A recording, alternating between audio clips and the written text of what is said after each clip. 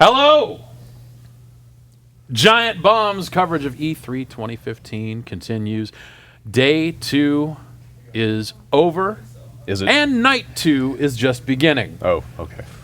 I'm Jeff Gerstmann. I'm joined by the crew of GiantBomb.com here. Alex Navarro. Hey. Dan Reichert. Brad Shoemaker. And Austin Walker in the back. I ripped all of my pants. Yeah. They're just... He sure did. He really did. Give the folks a show. No. You don't have to do that. We're on a show for these people. We go after midnight, right? Because then but on the East Coast. On the East Coast, guys, I need a separate stream after midnight on the East Coast. Austin After East Dark. Coast Yeah, Austin. That's a new premium feature. When it gets late, it gets late. Yep. Now, do you own any other pants in Los Angeles? Yeah, I brought like a big. He a leases big A big suitcase full of LA pants. Yep. You got a pants timeshare here. I woke up this morning and said, you know what, today's the day. Shorts. I thought about it. You I did it. should've. Yeah. Congratulations. Yesterday I wore long sleeves and pants on the floor. And that would have been fine. The long sleeves were the mistake there, actually. But Yeah. It's also hot outside. it is warm out. It is Los Angeles. Yeah. Yeah. No, it's hell. Gets hot in there. It's pretty close. Yeah. But, luckily we were indoors most of the day seeing video games of the unreleased kind. And that's Of the pretty indoor exciting. variety. Indoor video games. None of these outdoor video games like Rock Band 4, which is out by the food trucks, a prime spot. Those guys There's a lot of traffic are out there. real sweaty come the afternoon. Well, I walked great. by and With it any was real luck, they will bad. shower, but I think they're supposed to show up here tonight. So Yes, they are. We can ask them Yeah. about their showering regimen and what it's like being like a real hog body sweat boy. Hog body sweat boy. Wasn't that the sheriff from Dukes of Hazzard? yeah, old hog body sweat boy. Come with the Duke boys. Okay. Come on, Cletus. Flash. So, we started out at Nintendo. We did. We went and saw Nintendo. Me, Dan, Alex, the three of us went and played some Nintendo games.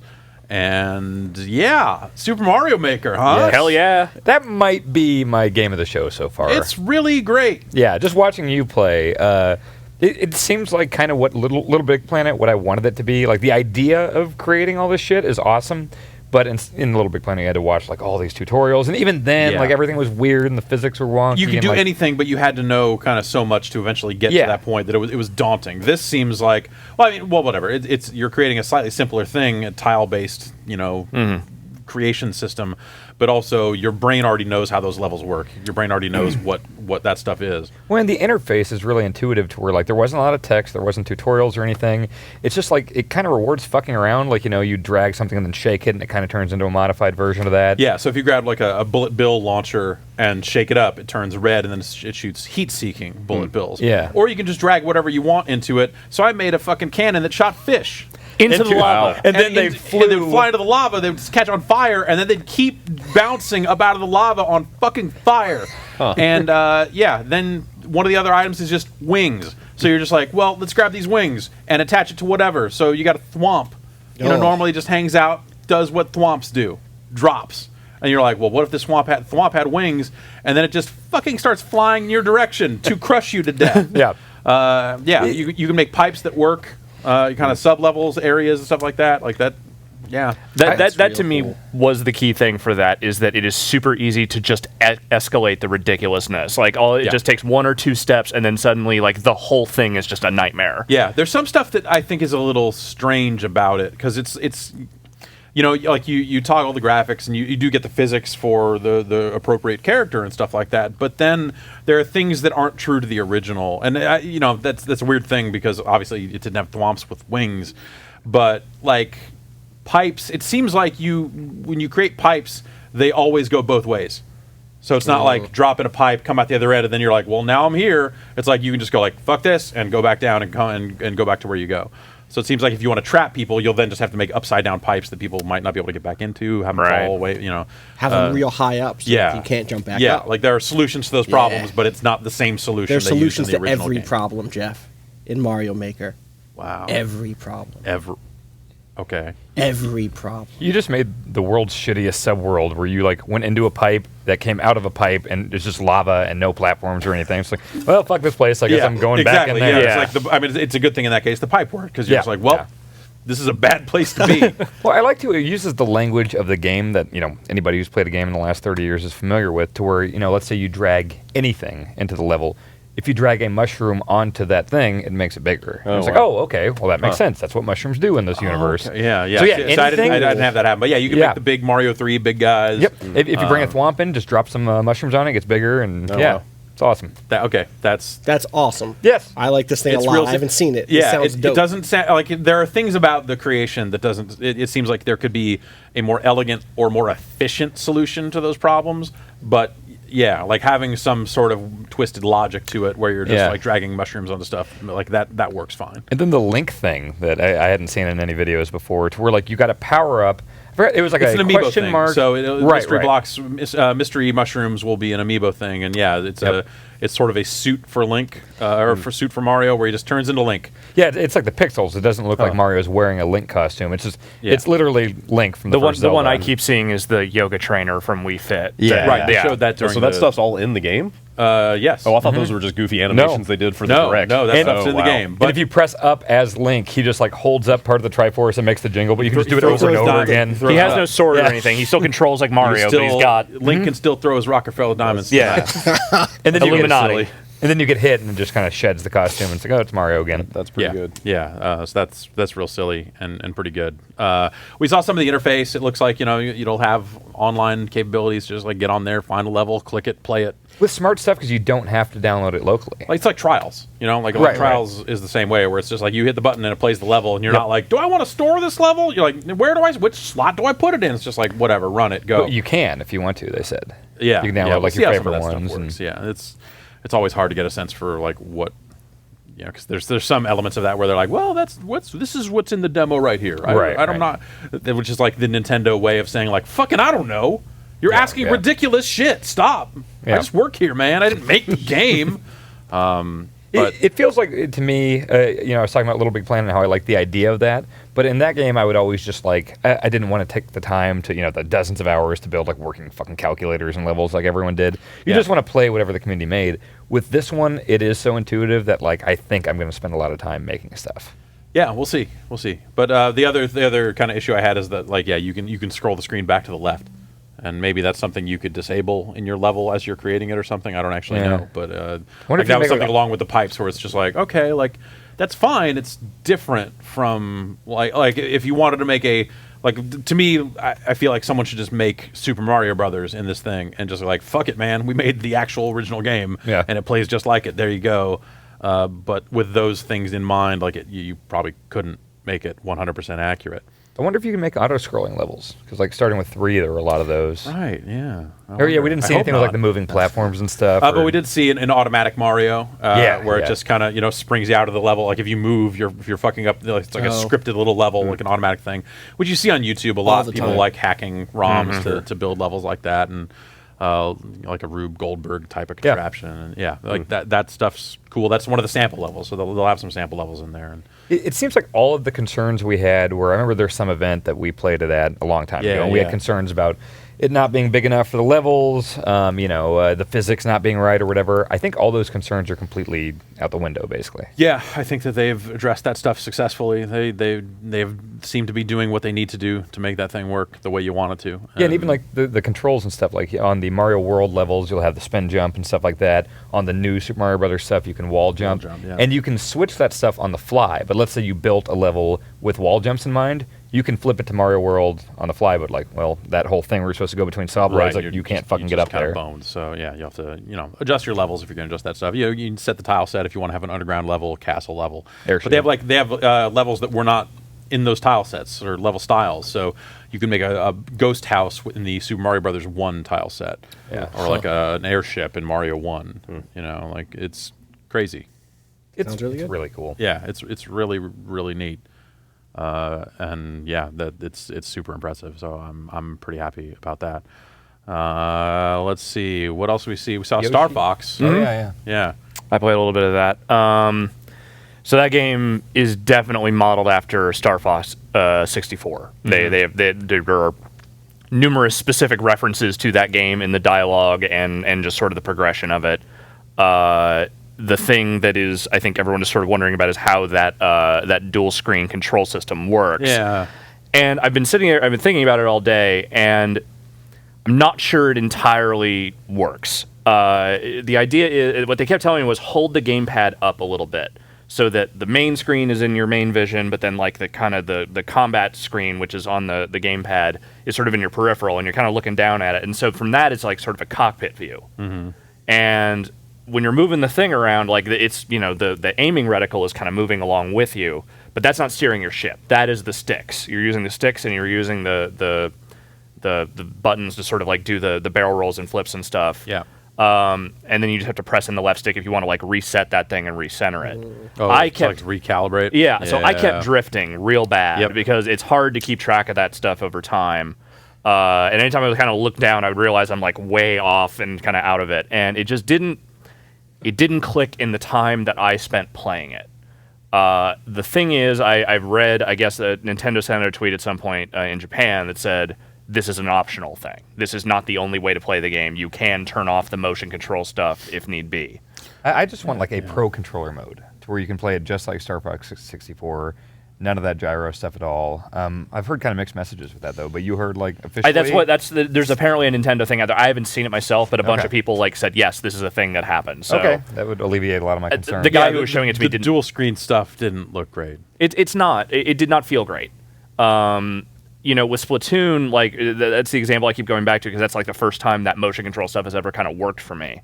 This was a lot less intuitive, and it just didn't have quite the same, like the right feel to it for like the amount of precision you need to like dogfight in those games.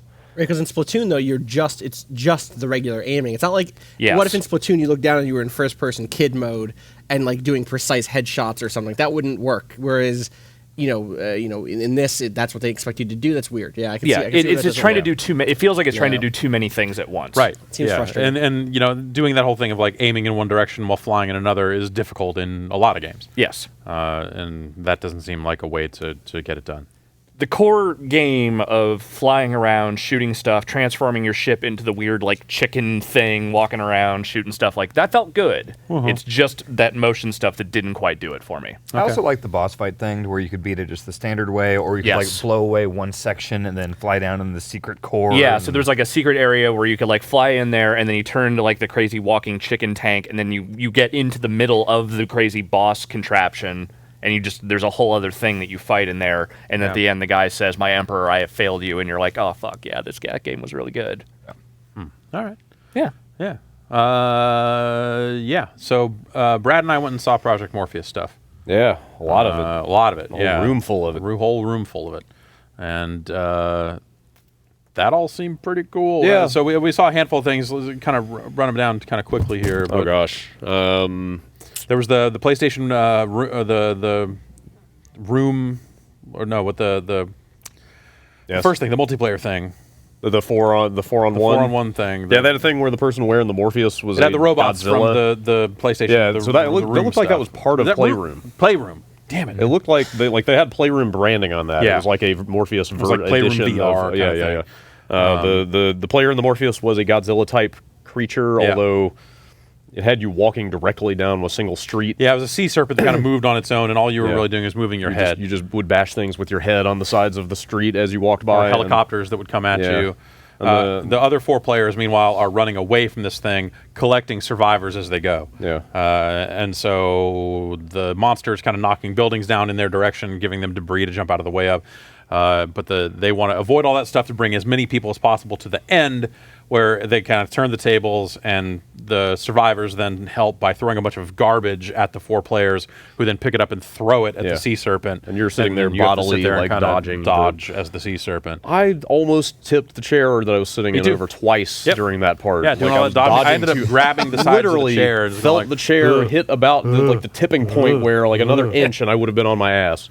Yeah. It was weird. Yeah, that was weird. That was the first thing we did, too. So, that headset seems pretty good. It's comfortable. Like, it fits well. It fits, like along the forehead, and it's got this strap in the back that mechanically will pull out. Yeah, there's a button on the bottom right that you push to kind of move in and out like this. Yeah, so you're basically... And then there's sort of a tilt to it that you get the focus right that way. Yeah, so you basically can move the eyepiece in and out, and also the back of the headband, so you can fit it snugly. I felt like the field of view wasn't super great. You can definitely get like the black sort of borders around the actual field of view that you can see pretty prominently, I thought. But it was, the effect is still good. Yeah. It works. Then I tried a shooter demo, is the one that they mentioned in Wired. That Seth Luisi from Zipper, who used to work on SOCOM. Right, yeah. Is doing. And that's, it was really good. Yeah. That was neat. It was really neat. So it was kind of a straightforward, like kind of walking forward. It was a tech demo, like it's something. Well, no, they're turning that into a game. Yeah, they are. But like this was like, we don't have a name. This is the name of our company, not the name of our game. It's just Impulse early. Gear. It's not. Yeah. So for that, they gave us a move controller and a move sub controller in the big gun shell that they made, like rifle enclosure for two move controllers. But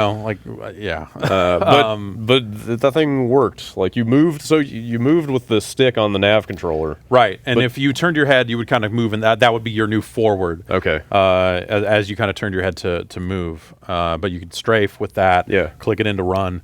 And basically, as you moved forward, crazy alien spiders and other stuff would come at you, and you had a rifle in game that you could hold up, and you could kind of look down the sights of it. Had a generous laser sight on it that you didn't really need to look down. But the revelation for me with that demo was like every first-person shooter ever made, like the gun is just sort of like glued to the bottom of the screen for like in one specific orientation. Right.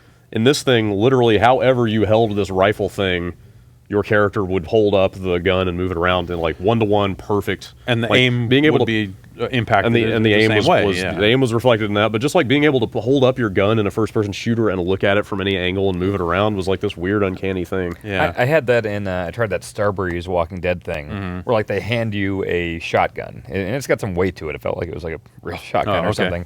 And your guy is supposed to be in a wheelchair, so you're getting pushed along like on rails the whole time.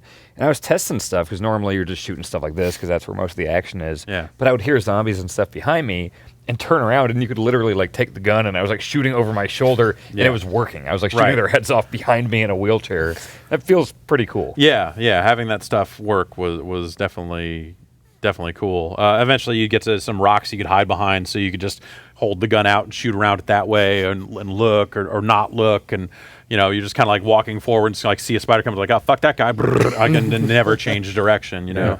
That stuff was really cool. I had a moment with that one where I held the gun up trying to aim down the sights and had this moment of like, okay, here I am holding this gun up, and then like 2 seconds, like, that's not my arm. Yeah. Like, what? Like it was really crazy. Yeah. Because you kind of forget. There's weird stuff too, like in that Starbreeze thing. So you start in a wheelchair and like your leg's amputated or whatever, and you're just getting pushed around. And some character comes up early on in the demo and goes to like hand you a shotgun in game. And at the same time, like obviously this won't happen at home or whatever, one of the people working there just handed me the gun.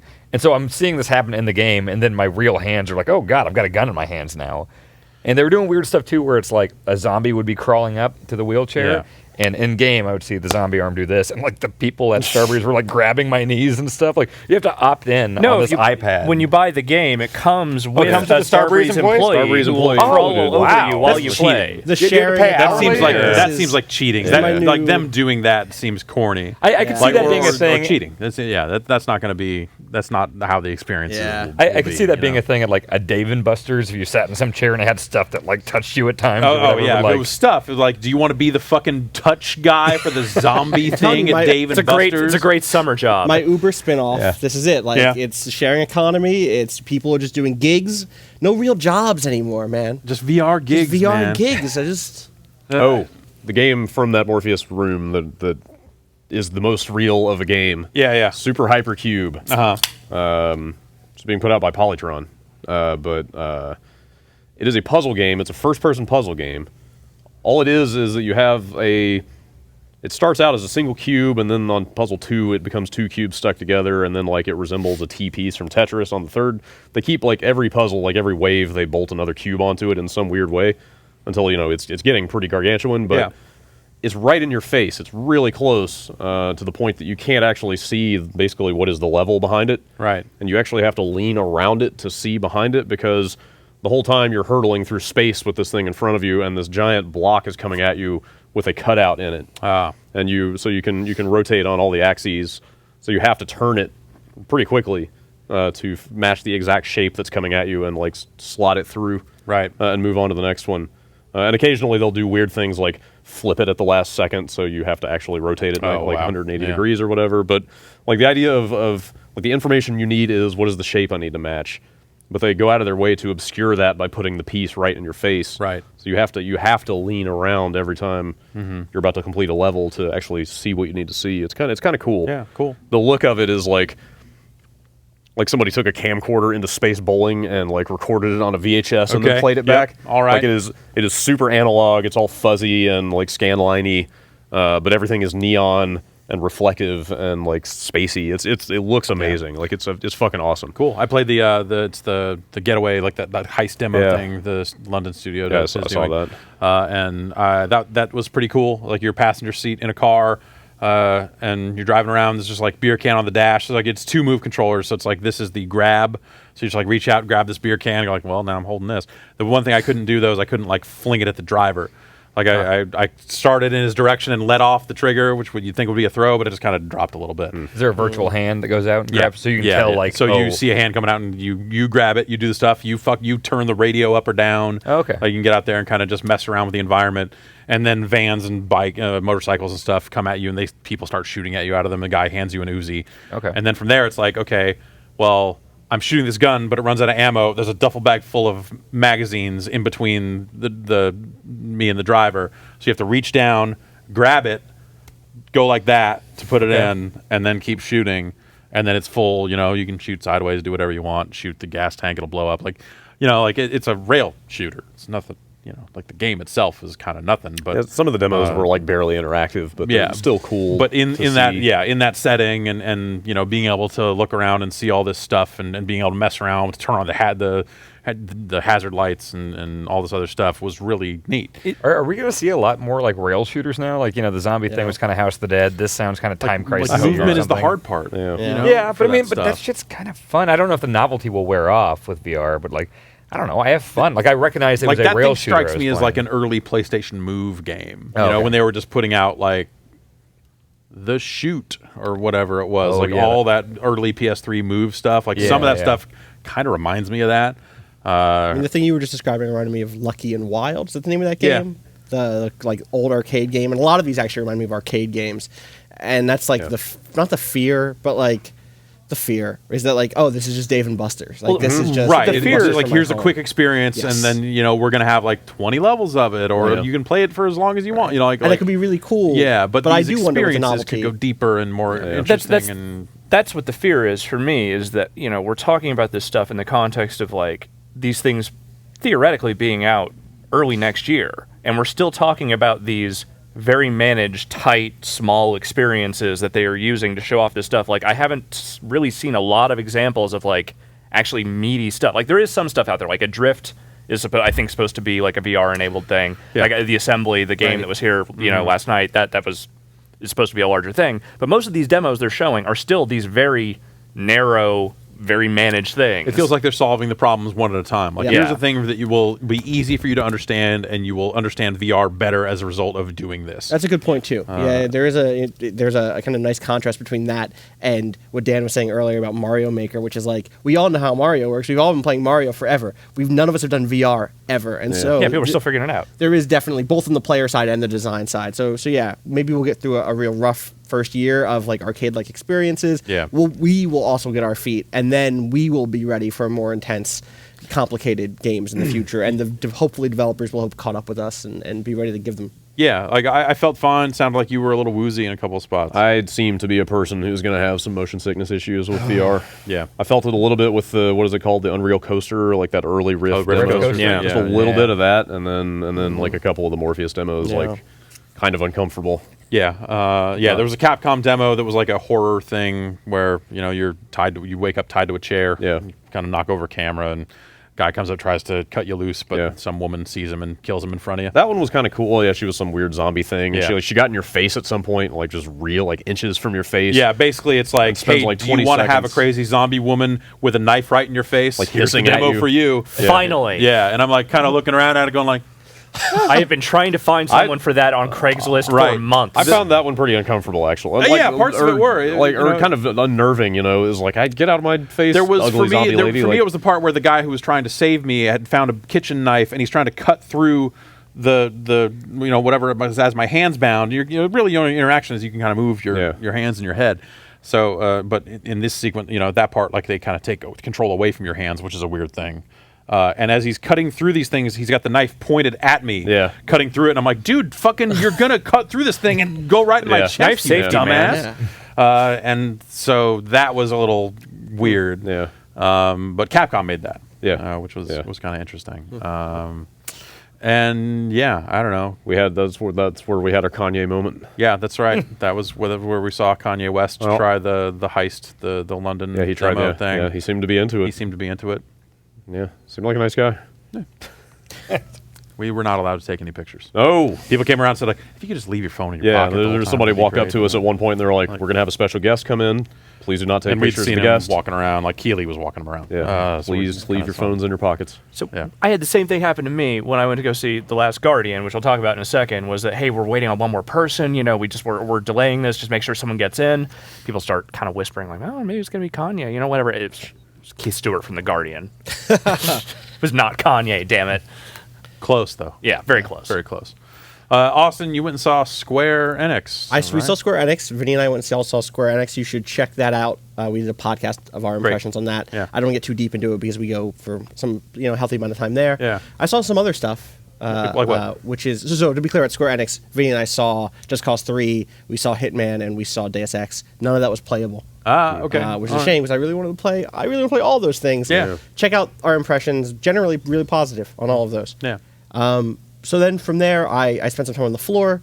I don't want to spend too much time there, except to say Galaxy is real. It's playable. Great. I want to play that game. Please finish that game. Okay. I ran into Dave Lang. Uh-oh. He yelled my name for a minute and a half, just straight. I didn't know lungs could do that, but they did it. His can. He has weird lungs. Yeah. He has weird lungs. They're large. Yeah, he's a large. Evolved. Yeah. Yeah, lungs evolved. At that point, Alex and I went to what was the name of that? Versus Evil. Versus Evil, which is a publisher that does a bunch of independent games. Where I saw a game called. So I saw a game called Guild of Dungeoneering, which was really a neat little thing, kind of a roguelike plus like graph paper plus card battler. You build a dungeon out of cards that your hero automatically goes through according to just like they're just going to wherever the loot is. And so you're like drawing cards that are like, oh, this is an L-shaped corridor, and you want to try to build a path from the entrance to where the loot is. That sounds sort of like one of the Street Pass games that it is sort of on the like 3DS. that. But then the battles are this card system where, depending on what equipment you have and what you've done back at the guild, that stuff your deck changes. Okay. And it's like a really smart, very simple like tabletop card game that I liked a lot. The other thing I saw there was a game that I still can't remember the name of. Do you remember, Alex, the post-apocalyptic thing that's based on the Banner Saga engine? Why did I not bring my phone? Yeah, I remember the thing you just said. Someone in don't chat remember the name is yelling of it this offhand. name. It was a Kickstarter earlier this year. That was okay. But the thing that I really want to talk to you about is a game called In Tune, which is In Tune, which I saw at the Indiecade booth. Vinny and I, after going to Square Enix, decided to go somewhere like a little more quiet, a little more low key. Yeah, it's a game by a company called Tweed Couch, I think, and it also used Move controllers. Vinny and I both held a Move controller. Well, held one. You shared. No, we a don't. Move We had two controller? Move controllers. Okay. We each had one, and then an image appeared on the screen, and the image was like one mannequin with its hand around the back of the neck of another mannequin, and then we had to do that and hold down the Move button. Because that showed that we consented to the other person touching our skin. And that game is really cool. It's really nice and very interesting, as the thing Vinny pointed out, to see that literally a few steps away from a Morpheus demo that was happening at that at that Indiecade booth too, because this is a game that's all about being embodied and like the limits of consent and like exploring how you feel like being touched. Vin and I put our faces on each other's faces. And did you win? We asked ourselves questions. Our beards kept us apart. Actually, yeah, we did. We lost that one. We couldn't do it. Our beards wouldn't let us touch. Wow. Which is like true also. Yeah. So that was really cool, and it's really interesting to see games like that at E3. Like that's the sort of thing that you expect to see, you know, on behind closed doors at GDC or at PAX or something like that. To see it there at the Indiecade booth was really cool. And in general, it's also just really cool to see people still doing something interesting with the Move controller. Right. If those are going to become people useful, played enough Joust that we're like, man, there's something else. There's we can something do with these here. things. So that was really cool. We also did a few other things there. We did Butt Sniffing Pugs. Oh, right. Which is a game that Matt Rory needs to go play very badly. There's a picture of our pugs up on the internet on Twitter. You use a big tennis ball that you roll around, and then you hit buttons. And there's a dog butt.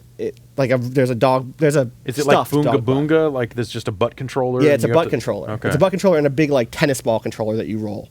It's weird. It was weird. That does sound weird. So I saw weird things today. And I saw Moon Hunters, which is a game I think we might talk about later, like tomorrow, a little bit tomorrow night. Yeah. And that was really cool. That's a game that has like a really interesting legacy through like the independent scene up in Canada, and it was also a Kickstarter thing that was really neat. So Cool. I saw a bunch of stuff that I liked a lot today. Awesome. Brad, we went and saw Destiny. We did. Should we talk about that now?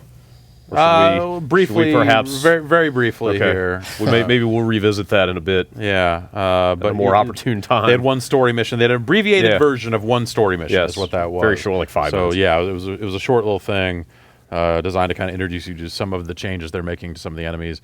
Oryx is coming. Oryx is coming. It's the same enemies, but they've been taken into another dimension, and they come back with new abilities. Yes. So the shield guy can shoot shit out of his shield now. Oh, Yeah, dope. fuck him. How are the subclasses? I only played the Warlock one because that's what I play mostly. I only played the Titan one because that's Yeah. the one I Did play. you throw the solar hammer? You throw hammers. Oh, fuck. Is that you cool? pop it, and then you just throw a bunch of hammers. Oh, that sounds pretty good. Like a hammer brother. It does damage Yeah. Okay. when it hits. I Hammers didn't hurt. I didn't Oh, realize. yeah, they were big hammers. Yeah. And they were made of fire. That would extra hurt. Yeah. Yeah. Yeah. There's a lot of UI changes and weird stuff in there that they Really? weren't talking about. Like what? Like some of it was like placeholder clearly, but then there was something on there that said like artifact. That Oh, said, shit, you I cannot didn't see equip an that. artifact until you are level 30. What? What is an artifact? They wouldn't find say. out. Oh, wow. They would not say. But yeah, I dug through the menus a little bit. I got some nice info You out can of that. respec any. You can respec any armor for a mode of light and some other stuff. Oh, wow, okay, they're doing that. That's all subject to change too. Okay, yeah, they just introduced weapon respec with in this last expansion. I got the info I got out of that I wanted because this thing is fucking $40. Yeah. Is that there is a whole new destination, like in the way that Earth and the Moon and Mars are destinations. Like Yeah. there is a whole new zone effectively in this one, but it's a ship. It's not a planet. It's a giant capital ship that you go to, but like they need some serious heft in that thing to justify the $40, right? So Right. it's nice hearing there's a whole new landmass to go to in this. All right, very quickly, Alex, what is Guitar Hero TV? That's what you want to hear about? I went and saw The Last Guardian, and you want to talk about Guitar Hero Oh, TV? you did see that? Okay, I did. What is The Last Guardian? It's a video game. Okay, I great. can verify that they actually put a controller in my hand. So you played it? I controlled. Well, I did it for like a minute. Well, Yeah, it was one of those like, hey, Yeah, touch just this is real. So I climbed the boy onto the bird dog and Did they pet show it. more stuff? Like, did it look any There's different? a Like, little what- bit beforehand, before what they showed at the Sony conference. It's not much. It's just sort of like the kid kind of interacting with the creature initially, and sort of like showing off that the main thing is that the creature behaves like a wild animal. When you call it, it doesn't automatically just come to you. It's going to kind of do whatever it's going to do, and Yeah. you gesture enough times, eventually it will start to understand what you want from it. The most striking thing, Feels like Seaman. yeah, exactly.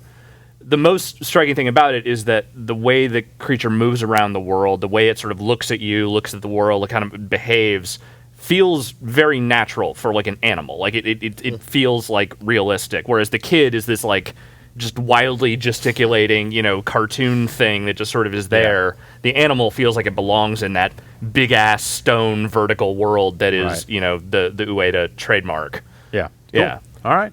Well, we are going to take a break, and then we're going to kick off our show proper with our first set of guests. So stay tuned, and we'll be back with the kickoff of our nighttime show.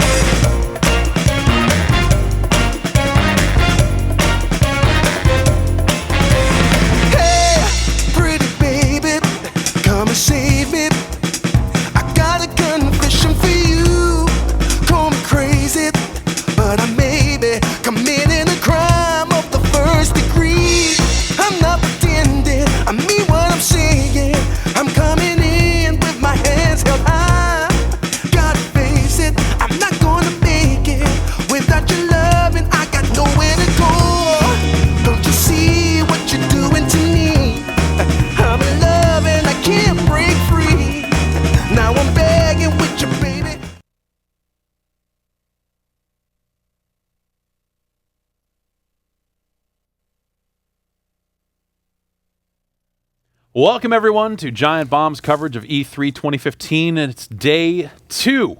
And we are here to kick off another night of guests and discussion. Tonight we are brought to you by Squarespace. It's over there. They did this. It's on the back wall of the thing. No, really, go look. It's okay. See? Told you. All right, let's get into it. Now, E3. What is it? No. I am joined by a set of guests. We've got Jean-Francois, you're with is it it's Eidos Montreal? Yes. Okay, yes. Yeah, It's Eidos Montreal. Okay, sometimes I forget what's Square Enix, what's Eidos these days, and all that sort of stuff. Working on Deus Ex. Absolutely. Yeah, outstanding. Welcome. Thank you. Mike Bithell of Mike Bithell fame. Yes. Yes. I like that. Of Thomas Was Alone and Volume. That's the one. That's the new one. That's the new one. New yeah. one. The new banger. It's very exciting. Yeah. And from Robomoto, we got Josh Sway here. How you doing? Good. How you doing, man? Doing really well. Thank you. Yeah. Thanks for having me. Yeah. You're here, just looking like skater-esque almost. Shorts, no socks. I was always gonna dress like an adult because I'm super old and I should be, but then I thought, people are gonna throw shit at me or something. So I was like, I need to dress properly. That's pretty much one guest per night here. We do, it's like a whole Nickelodeon thing, but instead of slime, we literally are throwing shit at people. Nice, so okay. you pick the right night to dress down. Today was definitely my day for after being fully clothed at the show yesterday. I was like, I'm shorts. Shorts. It was time. Yeah. In fact, we're a full That's right. shorts band. Yeah, right? well, you gotta remember, I'm in Chicago, which has the shittiest weather, anywhere in the U.S. Right. They had a tornado warning the other day, and then the next. So I'm out here. I gotta get as much vitamin D as possible. Yeah. We're look healthy. European. Oh, I'm British. So yeah. I dream of Chicago weather. And how is Montreal this time of year? Right now, it's similar to here, actually. Okay, all right. Slightly colder, but So we're all from shitty weather places. That's it. This is a shitty weather group, man. I think that's the only reason you're here, right? That's why I'm here. And I'm sure in San Francisco, it's just everything's fogged in. So that's it. usually the way up there, too. You never know what you're going to get up there. So that's just soaking it in, just rubbing in. That's it. These lights. I'm catching that tan. You can already see it, right? Yeah, no, definitely. That's the white adjustment color there. That's what we calibrate your TV. They're doing the white balance on your leg. The white balance on my leg is good. Look at that, jeez. So Deus Ex has been, definitely one of the bigger games of the show. Have you been? What are you showing at the show? Are you spending a lot of time in the booth? Or are you going out and showing it off? I'm doing a lot of live streams in the last few days and left and right, so I wasn't much on the booth myself. So yeah. Cool. And how's that been? Is it like that breakneck pace of giving the same demo 9 times in a row? And well, not for me, because I was more going and talk I'm doing right now, great. Compared to 5 years ago where it was one interview after the other. You don't have the time to go to the loo, you don't have the time to eat, you don't have the time to do anything but just answer questions. So it was a change of pace this year to have the opportunity to go on the live streams and everything, and it's quite interesting. It's different. Yeah, definitely. Yeah. It's I've for a shy guy like me, it's very different to get up there. And, it's I've done some of that live show stuff and hosted some of that stuff. Yeah. It's the other end of that is I don't have time to go to the bathroom or do anything. I'm just sitting here locked to the stage. Yeah. Someone's going to come up and put more makeup on me because apparently I'm sweaty, and then we'll keep going. I don't know. You don't have time for anything. That's it. It is. So what we're saying is crazy. game developers are winning, basically. We've got a more convenient, easy time, and the people running the streams have got much harder. I think it depends on where you're at and what you got. There are people in some of those Microsoft back rooms that have really good air conditioning, and some people in the back of that Microsoft area that very much do not have good air conditioning. So it's if you're showing off the UI, maybe it's a little warm in there, But it's all circumstantial, right? Mike, are you locked down to an area? I'm in an incredibly well air conditioned Sony back room, which Nice. is nice. Yeah, no, it's cool. We're set up. We've just been to be honest, it's kind of similar to you. I mean, we're doing a lot more demos because the game is it's out in August. So there's my plug one. It's out in August, so it's we have basically we've got the game that we'll be shipping backstage, just showing it to people, booting up random levels and seeing how people get on. Sometimes with good results, sometimes with bad results, but it's fun. It's good. Are there things that you're seeing that you're like, oh man, we should fix that? Oh wait, we don't have time to fix that. No, well, if there were, I wouldn't be saying it on the stream. Yeah, it's terrible, but we'll ship It's it a real anyway. mess. It's an We're awful done. game, but ultimately people buy it, we'll get away with it. No, of course not. No, it's actually holding together pretty well. We've got a couple of little things that I'll be getting back to next week and fixing when I'm back in the office. But yeah, it's holding up incredibly well, which is nice, and running well on the PlayStation. It's the first time we've shown it on the PlayStation, so obviously that's kind of scary, but yeah, it's going really well. Cool. And Josh, you're here. I mean, you're working on Tony Hawk's Pro Skater 5. Yep. The fifth game in the Tony Hawk franchise. Finally, a number 5. I know, yeah. It was just like... It's like 12. No, I think it's 14. It's like was the if you last were to one? go through all the games, I think it was like 14. I think it's 14. Yeah. But it's it's really 5. I mean, the last one was HD, I guess. If you count that, I mean, it's more of a like remake. 13 and a half. So. But then before that, I guess it was Shred. I guess was Shred probably and the Ride, and then Proving Grounds, Project 8. et cetera, et cetera. Start working your way backwards. Eventually, you get to Tony Hawk's Pro Skater 4, which Tony Hawk's Pro Skater 5 is a sequel to. I actually haven't seen the game yet. I'm hoping to get over and check it out tomorrow. Yeah, but they're demoing it, behind the scenes, for press and things like that. Yeah. And I haven't been stuck in a back room at all. Plenty like of they're Activision kind of handling that, and you're producers just kind of just doing whatever. Which is Swarming fantastic. about, Yeah, wandering it's the weird place, because it's like I felt like I needed to come down just to make sure everything's cool, but they're taking care of everything. So I thought, you know what, I'm gonna have a fun time at the show. Go down the show, everything's like a 3-hour wait. It's like it's like a Disneyland ride. So I was like, forget it. It's go somewhere else. It's some of the lines You went to Disneyland. are real crazy. It's like especially as word spreads as to what some of these demos are. Like you definitely get that situation of people going like, oh well, I really want to try the HoloLens on, so I'm going to go sit in this line for 4 hours because I don't have an appointment to see it, and eventually maybe get to wear that thing. Yep. But it's definitely it ain't like it used to be in a certain sense. Like it's felt like there used to be more kiosks out and about for people to kind of just walk up to and just check out whatever. Yeah. But it's funny. It's like so one of the co-founder of the studio, also came out Sorry, I'm with just me. going to lean in because no. my mic's falling. Oh, I'm sorry. yeah. I'm so sorry. That's I all have right. really That small thing. ears. I just you know. noticed. And I have like will elephant fix ears here. this. Sorry. All right, is that better? All right, sorry guys. No, it's one of the co-founder of the studio came here with me also, but he hasn't been to an E3 in years, so I kind of knew about the line stuff, and he was walking around and he was just complaining constantly. It's like what the hell? Why are there lines here and stuff? It's like the industry has grown quite a bit in the last 6 years. Yeah, they kind of let a lot of people into this thing. Well, that's the other thing is that how many of these people, like E3 in general is for retail sales, for the most part. Right. It's hard for me to believe that everybody here has something Is a to do. decision maker. Yeah, exactly. so I'm thinking to myself, how much. If how that many kid people doesn't like it, we're not putting it in and GameStop. obviously there's developers like us that are there and things like that, but really it's like there's a shit ton of people, and really how many of these people are actually decision makers when it comes to purchasing and things like that. Right, That's and how many of them work for someplace that, like, in a lot of cases, has their own show? I mean, you guys do. I would like I know Sony had the PlayStation experience. If you're going around PS4, maybe it makes sense. But like, there's like the GameStop show. Have you ever like shown to retail managers and stuff like that?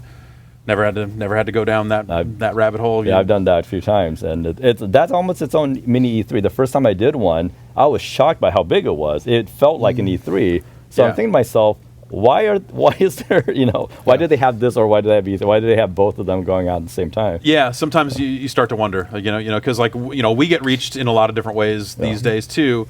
Especially, there are plenty of smaller games that, digital only releases and stuff like that. Like, it's just easier to get a build of something nowadays, because people are just like, I'll just shoot it over to you, just check it out. I'm like, all right, cool. Yeah, That's what I'm benefiting from, being kind of behind closed doors at Sony. Because as a Brit, I only get 2 or 3 opportunities every year to kind of come to the US. Right. And therefore I want to kind of maximize that opportunity. So we're there with like, these are the specific people we need to make sure see the game in order to kind of achieve what we want to achieve. So yeah, that's great. That's an option that's working really well for us. Yeah, yeah, for sure. And a lot of buzz about Deus Ex. A lot of people. I was over near the booth today. While someone was up there giving a demo, and there was just a ton of people just standing there watching that thing, just going like, "Oh man!" Did this project get started kind of just shortly after the last one wrapped up? Well, when we ship Human Revolution in what, 2011? August 11, something like that. Yeah. But it took me a couple of months to recover. You're just like hiding a hole somewhere, just like, okay, I'm just gonna, I took 2 months off, and when I came back. The first month I was not operational yet. I was still like trying to just like get back in the mood, get inspired, get like the the energy to go through, because those are kind of lengthy development cycles and everything. And big games like that, it's really challenging on a lot of level. It's really demanding. So before you have your energy back to go back into giving it a shot again, it takes time. And actually, it surprised me. Like, I thought after 2 months I was okay. Like I had a good time on the summer, like bike rides, gardening, stuff like that. Stuff we do, right? That's like some Miyamoto stuff. You're gonna make a gardening game now after exactly. that. Yeah. So you saw a cybernetic being walking through your got it. That's the way to go. That's the way to go. So, but we roughly started maybe in January, something like that, 2012, I think. Yeah, and is it just like how is the start of a project? Is it still kind of like feeling things out, or is it just like breakneck pace immediately? No, we've got to tech up, we've got to get moving. Where to go? Well, it can happen, but that's not the way I work. The way I work, I'm Mr. Post-it guy, and I just want to go with brainstorms, and we're documenting ourselves, and we're just brainstorming and post-its, and now it's covered and everything. So it's really important to start with like trying to think about what you're trying to do, trying to think what are going to be your focus, the angles you want to, the things you want to improve, or the things you want to do new. And now compared to Human Revolution, which we were starting with a blank sheet, this time around, now the game has been out for several months already, and we're starting to get the feedback on the things that people loved, for example, the boss fights. Everyone loved those. They were the best part of the game. Everyone said so. I think it's all boss fights. They happened. And I had to go back to the stealth, and I was like, really? Can I not just have a fight? Yeah, I know it was kind of a clever solution we had.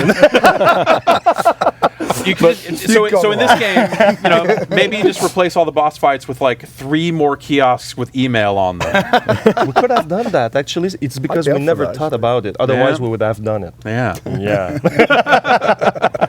So, but with the game being out, we had a lot of feedback from all over the place. So we really knew where were the areas where we needed to improve, or where we wanted to be new, etc., etc. So it's been good. Yeah.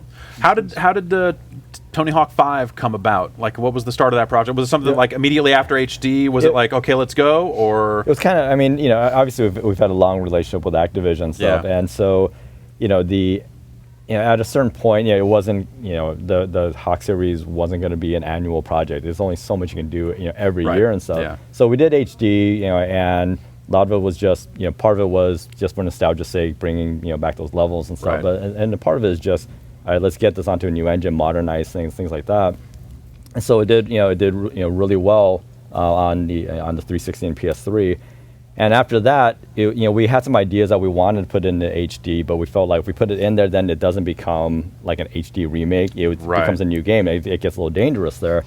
So we had all these ideas sitting around, and it took, just talking with Activision off and on, almost 2 years, it seems like, just throwing ideas around. And it didn't really start off as Pro Skater 5. It was just, hey, what should the next Hawk game be? We didn't even know if it was going to be a retail game or downloadable, but what are just some of the ideas? And we actually started off with the whole level builder first, because we thought, in this day and age, it'd be really nice to go back and kind of refine that process. Obviously Minecraft is huge, and a lot of other games are doing that really well now. So start off with that, and then as we kind of kept developing it and got some more ideas, we finally got it greenlit.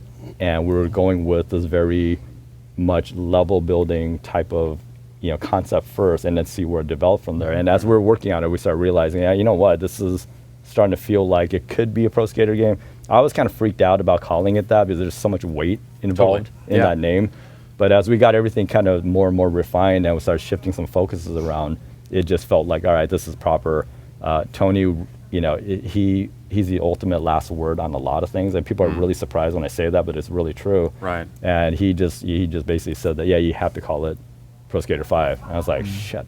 All right, okay, all right. Yeah, we'll do it and stuff. But nice. But it was interesting because once that decision was made, then we started really solidifying a lot of things, and there were just some crazy wacky ideas that were just never going to work under that name. So it helped us throw out a lot of things and just kind of concentrate on stuff. Like focus on that kind of like capturing some of that classic experience. Yeah, exactly. Yeah. So that was, right off the bat. All right. Well, the moment you say that, here are the controls. Right. Yeah. Done. And in all honesty, it's like the controls have been around for what, like 15 years now or something like that. Right. So it can feel a little archaic. So we have to kind of refine certain things here and there, but we could only stray so much from it. Yeah. So we kind of built out other features to kind of modernize things. Is that kind of what led you into like power-ups and that sort of thing? Yeah. So in all honesty, it's funny because like the whole power-ups things and things like that, when the game was first announced, that became a big issue, and it really blindsided us. When we heard that, we're like, why are people talking about this? Because it's such a small part of the game. Right. It's like a mode that you choose to do if you want to and stuff. So we're once that came out, we're like, all right, we gotta start messaging other things because this little nugget part of the game just kind of blew up. Yeah, like I kind of kept seeing people like taking it was a quote from I guess like the Game Informer announced it or whatever, and I remember seeing like one of the quotes taken from that was like, you can shoot projectiles. Yeah. And like people were like, oh, I can't. And I spent a lot of time reminding people like that was a mode before. There were like you pick up apples and throw them at stuff too. Like it's been exactly. I'm not saying it's the best part about Tony Hawk, but it's certainly not the first time that you've been able to shoot stuff out of your board. That's what our mindset was. It was just like, hey, there were these cool little fun things that the series did before, so it'd be nice to kind of put them in there, and then just kind of wrap some gameplay around it to give a little bit more depth.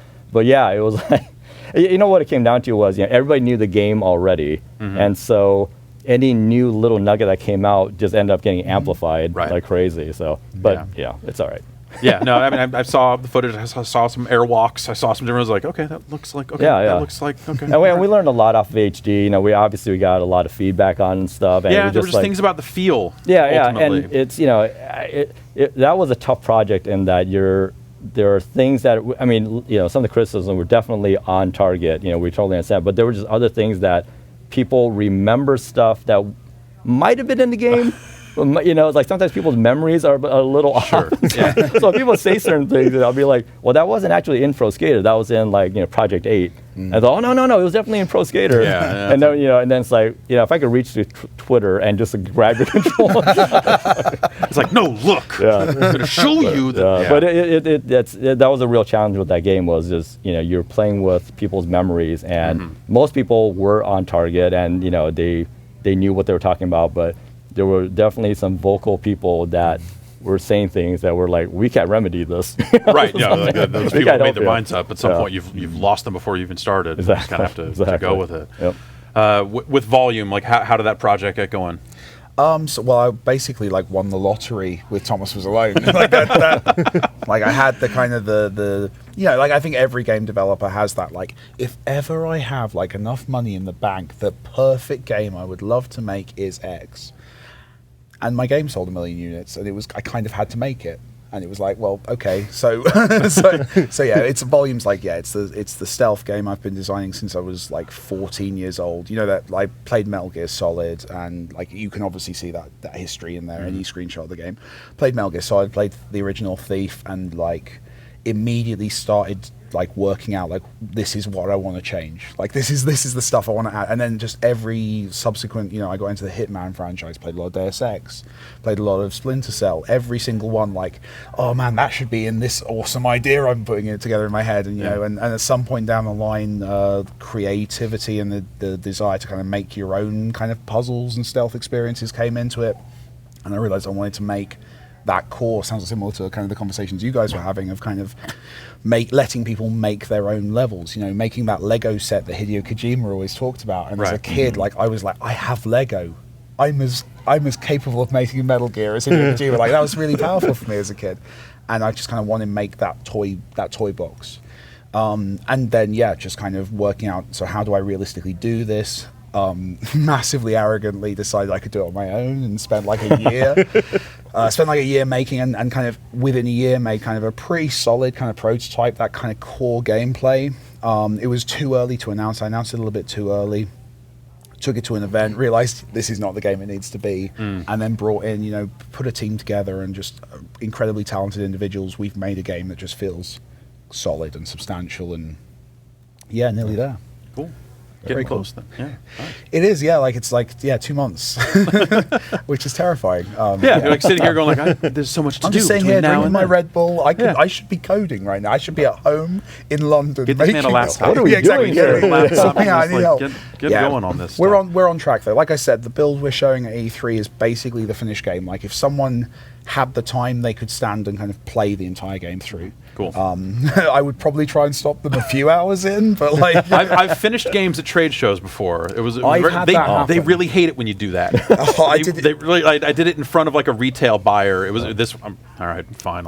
This was like 92. Right. And a friend and I finished like some Teenage Mutant Ninja Turtles game at the Konami booth while they were demoing the game for a retailer. And the guy comes up, and this was at the time when like everyone in the U.S. side of the business was just some cigar chomping sales guy. He's like, "Hey kid, don't finish the game in front of," and like we just accidentally finished the game. awesome. And this buyer was like standing there looking at it and just went, and took, and, like, moved it. There goes 10,000 units right there. Like, oh jeez. Well, it happened to me. It happened to me at an event when Thomas was alone because, like, so Volume's a bigger game. I'm not saying hours because I do not want to read that NeoGAF thread.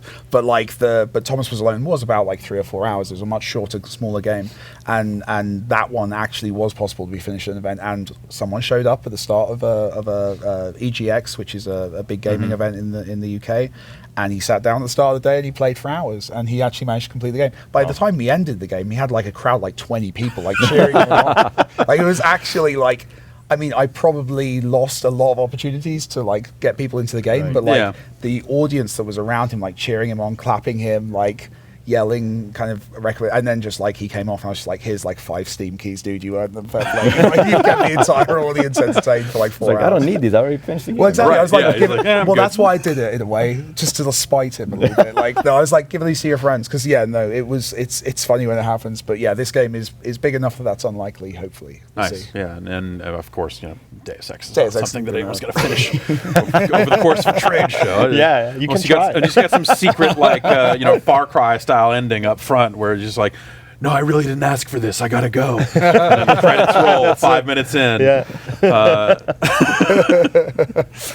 So I mean, stealth has evolved so much over the years. I think about the previous Deus Ex game and just like stealth having an option. We go back to stuff like Splinter Cell and stuff like that, and those fail states and that trial and error stuff, and it feels like some of the people that like that kind of diehard stealth aren't necessarily getting what they want these days because you can shoot your way out of every situation. That's the way I like to play. Yeah. I'll be stealth right up until the minute where I fuck it up, and it's like, all right, and just waste everybody and keep moving. Yeah. Like, how hard is it to try to balance like the different play styles in a game like that? Well, what you just said is really important in the sense that I think like the concept, people want stealth, but they want to be able to have other options if they're failing at that. They don't want like to be punished, or they want to be able to fall back on something else. So the way we approach it, it's like you approach it from the level perspective, the level design, in terms of making sure you have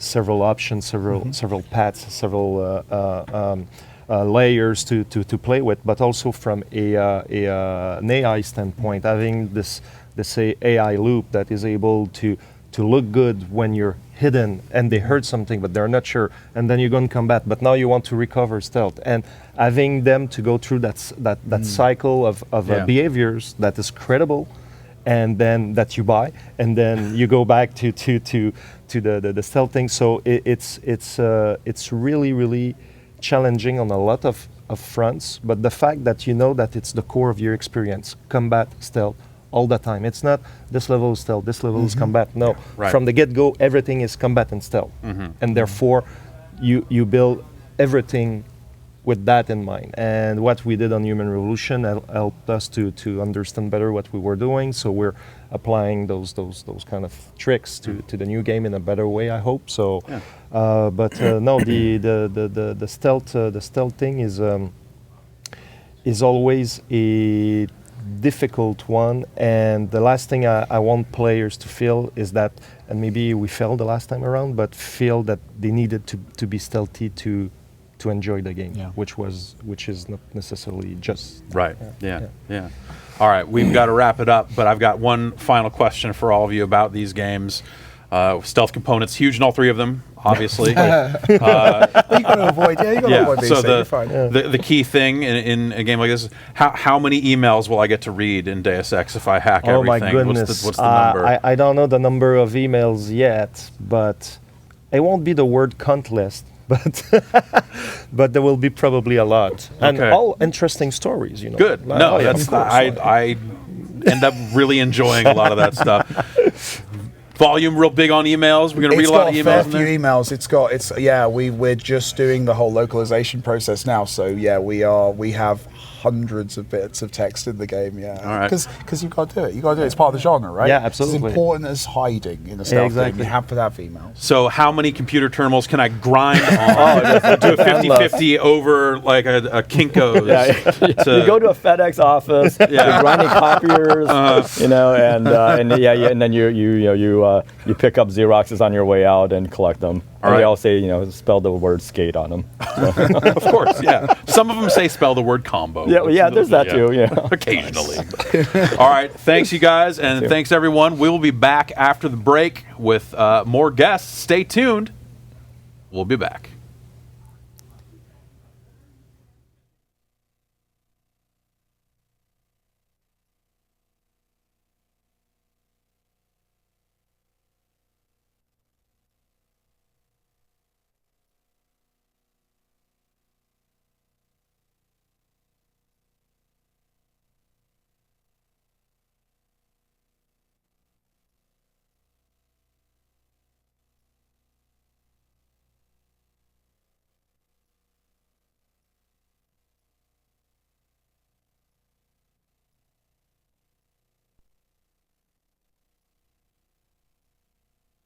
Please don't leave me hanging. Oh, it's a lockdown, baby. You drive me crazy. Ain't no escaping. Your love has got me doing time. You're my attorney, my judge and jury. I'm pleading guilty, so lock me up for a key. Oh, wait. Hey, I said lock me up for a key. Hey, ooh, yeah, lock me up for a key.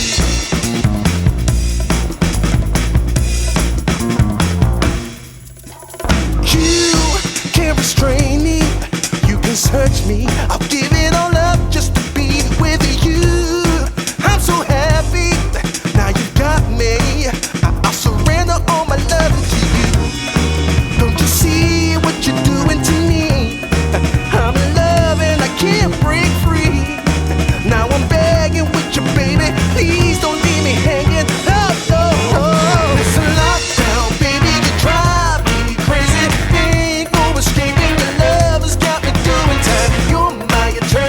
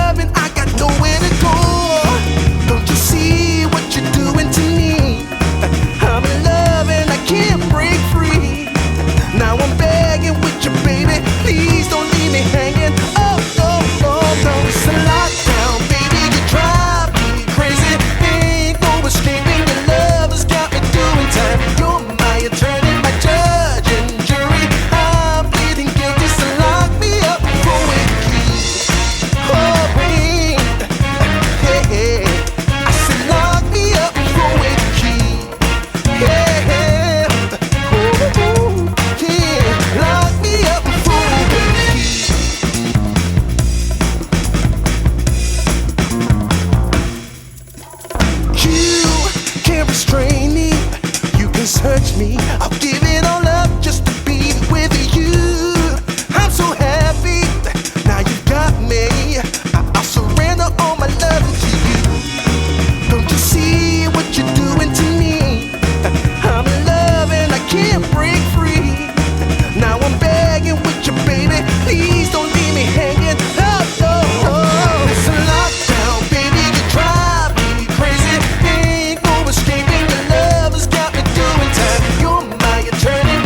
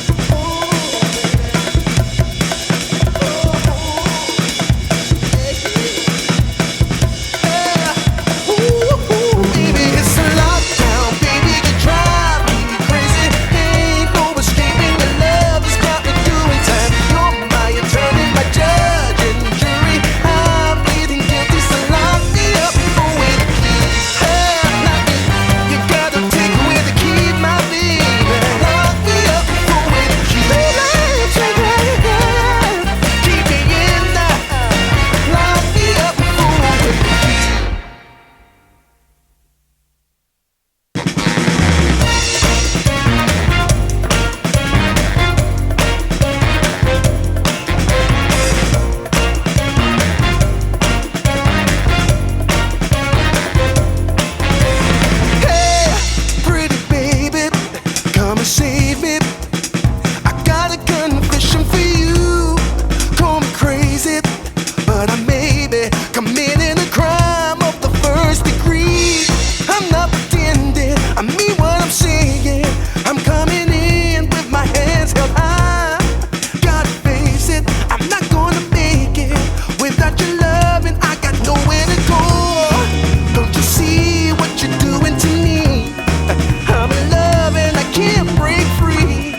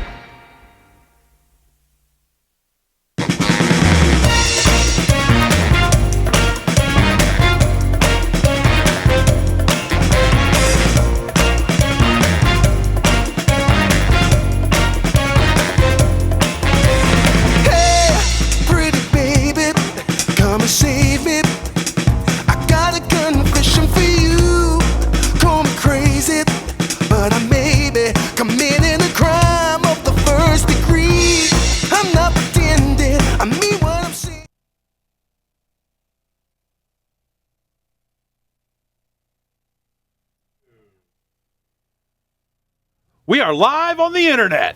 E3 2015 Day 2. We are back with another couch full of guests. Hello. That's putting it very nicely. Guests. Hello, Jeff. Oh, how would I describe How are you doing? Doing great. Job Stuffer's here from Telltale. Hi, Jeff. Ready to be live on the Giant internet. Bomb. They gave me like 5 Red Bulls, and now I'm on some kind of Mountain Dew like death wish. That looks like a really terrible day. It's absolutely. I don't know what happened. Like we at some point like at some point we earned a budget that included catering. Here's but what just stuff happened. just shows up. And I don't know what most of it is. I walked in. Alexander Slawinski is in the back, and he just looks at me and he goes, "Are you tired? Or are you just pissed?" And I'm like, "Wait, what do you mean? Like what's going on?" And he's like, "Oh, you don't look so hot." I'm like, You should probably have That's something been to drink. happening to me all day, and I know. And it's like it's a bummer because people go like, "Hey, is everything okay? You look really tired." I'm like, "Fuck." It's E3, man. God damn it. I look great. What the Yeah, fuck what are are you talking about? Wait. Hey, man, you really look like you should fucking pack it in. What? Yeah. Oh, okay. Nerds. Nathan Vella's here, not packing it in. Yeah, a little bit. Not yet. Not yet. Not yet. I plan on doing that later. Yeah, let's hope. Yeah. You know, that someday we can all just go like, Buttons pop. yeah, exactly. An undefeated adult spelling bee champion, Seth Killian, is here. Sometimes you got to know when to go out on that high note. Yeah. And, yeah. I've That's been the carrying best that you've for a been. long time. 1-0. 1-0. 1-0. As an adult speller. Yeah. It's been occupying most of my time. Were you interested in? Yeah, I mean, so we've been wondering what has Seth Killian been up to with all this time. Turns out, spelling. I'm coming back. Can you spell some stuff for us? SOMESTUFF. Great. They didn't ring the bell, so I think you're still in the B. That's how that works, right? I'm waiting for Sandman to come. Rip the mic off. Sweep you off the stage. He's gonna sweep this whole fucking show out of the building. Yeah, pretty much. Oh, you guys, E3 is happening. We're doing it. And we're doing it real big. Video games. Job, Telltale is making every video game into another video game now. What is that like? What the fuck happened? We got really crazy and drunk, and we meet a lot of other developers at a lot of other crazy shows like this, and things happen in Vegas, and sometimes they don't stay there, and they become Tales from the Borderlands. Yeah. And occasionally they also become Minecraft. Yeah, but that's I also remember a thing. talking to you on we were getting ready to take a flight to PAX. Yes, from Santa Rosa. Yeah, and tiny planes. Yeah, tiny planes from Santa Rosa. I flew out of Santa Rosa this year as well. Great. No, I try to fly out of there whenever I can. It's the Snoopy Airport. It's the Snoopy Airport. It's the right Charles M. Schultz Airport. Tiniest planes in America. Yeah, We got them. It's you sit on top of a fucking doghouse and Snoopy flies you You put your goggles on. Yeah. You got a little yellow Chance bird of on red your bearing shoulder. 40%. Yeah, it's like, well, okay, I guess Yeah. it's worth the risk. But at that point, you said like, yeah, we got like 4 projects going. We're getting real big. We got 4 things going. Yes. And now you have like 35, 40. It's not 400. that Like, what is much. going But on? no, We just signed a deal right we now. did. Great. now. Yeah. No. That's It's so we're closing out Game of Thrones. That should be winding up towards the end of the summer, along with Tales from the Borderlands. And just this week on Monday, we announced we're doing The Walking Dead Michonne, a Telltale Games miniseries. It's going to be a 3-parter. It's going to premiere later this fall. It doesn't matter if you've read the comics. It's based in the comic universe, so Okay. it's that version of Michonne. And you're going to sort of see her story. There's a point in time in the comics where she kind of just walks away, and you don't know what's up with her. She's just kind of like, she's in her own world, and she's got a lot to deal with. So we're going to be telling her story, and that's going to kick off later this fall. We also last Christmas announced we're doing a series with the team at Mojang. I just learned it was Mojang. So did Does that I. make me weird? So Just fake Swedish accent, everything that they say. And Yeah. it pretty I much think sounds they're right. just used to a lot of the audience being as big as it is, just pronouncing it literally, and now that they're back on, it's really this. So It'd be a Yeah. pretty boss move just to lie about that, just to like switch it partway through. Yeah, Vinny it was was really calling me Mojang, and then they're Stouffer just for like, 5 years, no. so Yeah. it's totally fine. But no, we would have brought that here, but I think Minecraft has its own convention in 2 weeks. Maybe Yeah. over 4th of July weekend, somewhere in London. Maybe you'll see it there, just a hunch. Nothing says the 4th of July quite like London. Like London and Minecraft. Yeah. We'll be there celebrating our independence from those limey bastards. Great. And, Get over there and show them how it's done. And after that, we fly right to San Diego Comic-Con, and perhaps even more surprises in store there as well. So Yeah. Teased. busy summer and year for Telltale. Yeah, it seems like it's a busy everything for Telltale now. It is, but we love what we do. We got a lot of people working on great things. And when's that poker game coming back? Which poker game? Like make like a night at the inventory. We'll see. Kind of thing. Like, We'll see. You got all these new licenses that come together and. We a little more distance from Poker Night 2, and we'll see what happens. Okay, all right. We haven't forgotten Poker Night. We were Great. talking about it this week, as a matter of fact. Really? Okay. Yeah. Well, great. It's usually the late night as a joke. If it became convention, reality. late night conventions once people get really drunk, and then we start bouncing around the ideas of who could appear in Yeah, a future as thing. you just run into people at a party and they go Yeah. like, "Put my guy in poker night." Yes, that's why Claptrap is playing poker. It's Yeah. exactly how That's that how happened. me and Job met. That's Actually. true. Yeah. Insisting on that. Have you ever thought about having an undefeated adult spelling bee champion playing poker? 1-0. in a video game? Or a franchise. Or a 5-episode mini, like full series, a season. The Walking vision. Dead Season spelling. Poker Nights. That's Yes. the vision. Seth Killian After Dark. Hot poker night. Yeah. We'll see. And just all your spelling choices are correct answers. every Exactly. time. Yeah. No, it's all four. There's 'Cause that's same. how It's like good you undefeated. are. Triangle, square, X. No, Same spelling. Just hit the right one. Yeah. Just hit any button to win. Yeah. Nathan Vella, how is the show going for you? What are you up to this time? Are you just demoing? Yep. We're showing Below with Microsoft pretty substantially, and then we've got Super Time Force Ultra for PS4 with Sony. So we're kind of just like walking back and forth between either sides of the console wars. Yeah. Which is a relatively entertaining place to be. What makes it ultra? The original version, actually, pretty much just so we could call it STFU. Oh. That's really. Yeah, I mean, let's be honest. Yeah. I was gonna try to come up with a real reason, but that's actually pretty much exactly the reason. Mike Bithell, I don't know if he told this on the air, but he was just saying earlier about the reason they wouldn't do Thomas Was Alone 2 is because the acronym would be what it would be. Oh, Okay. yep. Yeah. No. That's That actually- sounds like a reason to make We that actually game. would have done. Yeah, we would have done it for that a whole new exact market. reason. Yeah. No. That's the market is always expanding Right. out there. Seth Killian. Wait. I'm gonna ask to pause. I've heard your games have been nominated for a couple of things. At the show. Yep. Really? Some people have been. I've thoroughly heard talk enjoying of nominations. Yep. There's a buzz going Yep. around. Take that, Halo 5. Awards buzz. Yeah, no, it's For Below. been. Thank you for that. For that return. How I don't many know. how I mean, I many don't- weird things are stuck around the TV? They're all on Cuphead, pretty much. That's Okay, they- yeah. we actually had the IGN guys came over and asked us where the Elite controller was, so they could give it one of those things, and, man. and didn't give us the. Did they walk over holding it and you're Hey, like, guys! all right? That's pretty much Oh. exact. And then later on, we found out that they actually did nominate us, and we felt really. I felt some anger. But then later on, it was Whiplash rectified. emotions. Yeah, Yeah. it was. That's E3. It's a roller coaster, right? So does that award stuff matter to you guys? It's it's awards for an unfinished product, and that's always a little weird. But hey, is it? Talk to a winner. I totally think it does, and here's why. Because there's a whole lot of people that work on video games that don't get to come and do dumb shit at conferences, and being able to like come back and be like, hey guys, people played this and they actually really liked it, so let's keep working really hard. I don't know. Like a good morale thing. You're so in the box too Yeah. on things where you're like, I don't know. So, and the problem is like games are legitimately awesome one day and legitimately pure trash. total garbage the next day that'll happen. And so you get so sort of emotionally whiplashed about like, am I just drinking my own Kool-Aid? Do I want to believe this is good, but it's really Right. terrible? Yeah. It's difficult. And so to have that any kind of outside validation can mean a I huge amount. think where it gets tricky is like, we're the same way. We aren't showing anything here this year, but Yeah. it's great to get those like show awards, but that's that's a product in development. It's not over till it's over. Yeah. But then when you see it like 2 years after it's out, when it's at retail, after it's shipped, and like maybe wasn't really what we thought it was going to be, and it's like, oh, winner of 200 E3 awards. Right. But maybe Yeah. like I think you can't. But no final version of the Game Awards.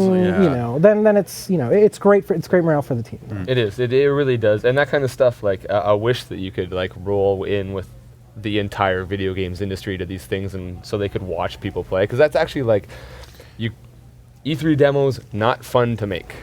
Not fun Yeah, to do. no. at Basically, all. get to make like another game. Yeah, Like, hey, right. you're making a game. Like, and hey, you're like polish up whatever you make got another one. and make sure it's Yeah. And real as good. much as 'cause- like we try to like just take the full game and not change development and just squash it, it doesn't work that way. You totally end up like trying to make it the best thing you can in that small scale. But then you also get a lot of feedback too. It's totally true, and it's always weird feedback.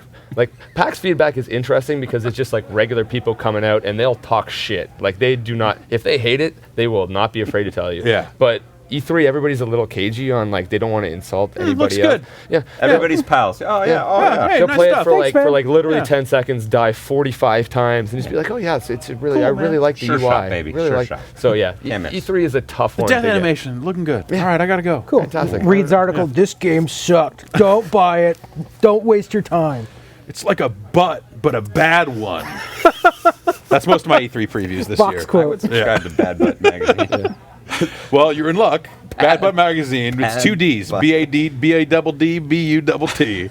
Only one butt per month. No, exactly. But it's the baddest. It's bad butt, not Yeah. bad butts. You don't want to go into the gutter. So, not showing anything, was it here at E3, was it a case of like something wasn't ready, or is it just like the kind of, Did you guys know, screw up? Is what he's asking. No, it's. Did the part of you Somebody that like dropped the ball. worked at Rockstar just go like, man, fuck E3? No. No, it's just it's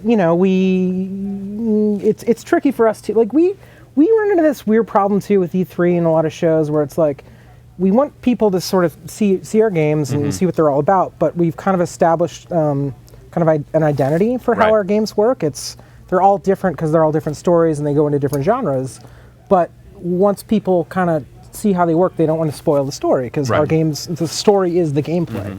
So you don't want to spoil it, you don't want to show too much, and at the same time it's like, well, there's no reason to show later episodes of Game of Thrones right now or later episodes of Borderlands. Yeah, because people could just, Yeah. if you want to know what it's like, play the first one. And there's a whole convention for Minecraft, and I think that's a safe bet to see something there. So, we're just, Can't tell we're, if you're teasing something or not. Yeah, No. where are you going with this? I don't know. I have no idea. But for us, we're just getting a lot of meetings done. We have recruiters here as well, just talking to people, and it's just been. Well, with the 3,500 products you're Hey, working on right now, well, you got to get more people in it's scaling up. It's scaling up very responsibly, I would say, Yeah. and not Poaching. That's what you're talking exploding. about, poaching, right? No, there's So I'm not a big people just wheel who wondering. can hire a lot of people, like with recruiters and whatnot. But have you ever considered having like a fake recruiter, where if you get like guaranteed losers, you just have them talk to like, okay, you talk to the fake recruiter, and then it's just gonna go nowhere. You need to and go he's gonna talk lead to you Oh every man, month. that's Yeah. horrible. Barry over here is your man. Barry's going to Barry, hook you like up. eating a Yeah. cookie, like Oh. what? Crumbs all awful. over his beard. Yeah. just- Yeah, we're really excited to Fake be recruiter would people. be great. If you want to come and be our fake recruiter, Jeff, you can. I would love to be Barry for a day. No, our team is awesome, and Get a it's- signing bonus. That's way funnier than it should have been too, by the way. I'm just going to throw that out there. Hi, Jeff. Hey, This microphone loves me. yeah, no, crunch it. Try just I've been squeezing it crunching around your it. ear. It's This real. is the- Yeah, there's a lot. I'm doing yeah. a lot of fiddling, so I apologize. Yeah, I've been fiddling like nonstop. That actually feels really good right now. Yeah. I think I got it. It looks No, really it's- awkward, actually. yeah. I don't know if you can get a close up of It that, might but be- it really does not look like this how is it's not. supposed to I don't be think that's attached. supposed to work. Seth, what are you doing with your life? Yeah, let's get back to that. Let's not talk about my microphone. My redirect almost worked. Seth, spell onomatopoeia. Onomatopoeia. O-N-O-M-A. I don't know. I don't even know how to say That's onomatopoeia. further than I would have got. Yeah. What are you doing, Seth? What's going on, man? I got a thing. Cool. There's some people that work with me on the thing. I know this is it's almost as though I was going to face questions about Tell what us, I'm doing in tell us video more games about on this show. Yeah. the thing. Yeah, no, I got a pretty awesome team, and we've been grinding on some stuff for not very long. I know, thrilling, right? Well, No, but I'm super excited about what we're making, and I feel like it's there's like it's something I'm really passionate about, which is the best thing I could say about I think anybody's work. So it might be a big pile of garbage, but I'm really excited to be making this pile of garbage, and hopefully I'll have some news about what it might be and where you can check it out. Hopefully soon, maybe this summer. Cool. So like soon, not like yeah, not like 2016. Yeah, right. Not like my soon. I really do want to get it. I want to get it in front of people and get that. Yeah, the feedback. I think it's the good, the bad, the blow ups. The it's really hard to just like convey the concept of spelling in a video game format. So the sooner you can get it, you in hear front about of it and you're people- like, not cool. But once you can get your hands on the spell, Seth is really regretting telling that story right before going Yeah. on there, by the way. Also, Like, he's nobody literally- reads anymore. I just watch videos of everything. Like I'm off my spelling game. Totally, yeah. No, it ain't like it used to be. Between spell check and autocorrect correcting us to the wrong words, even typos look different than they used to. It's true. It's a nightmare world we live in. What if you did like a motion where you pushed like down and then rolled it over to forwards and then hit a button and then that spelled the word? Only that will be the correct spelling of the word. Yeah. If you're off by 3 frames, no, get fucked. frame accurate spelling or get fucked. Just makes like a racist slur if you're off. You're like, oh 'Cause you no. should be punished. That's Everyone a at the spelling bee hates That's a totally you. punishable word. They want to fight. If only there was some way that you could fight back. But unfortunately, this is a spelling game. Look at this noob. What are we gonna do? Thinks he can spell. Stream Monsters all over that. That's a Flash game, bare minimum. Yeah. That's the Words Flash is where I live. without friends.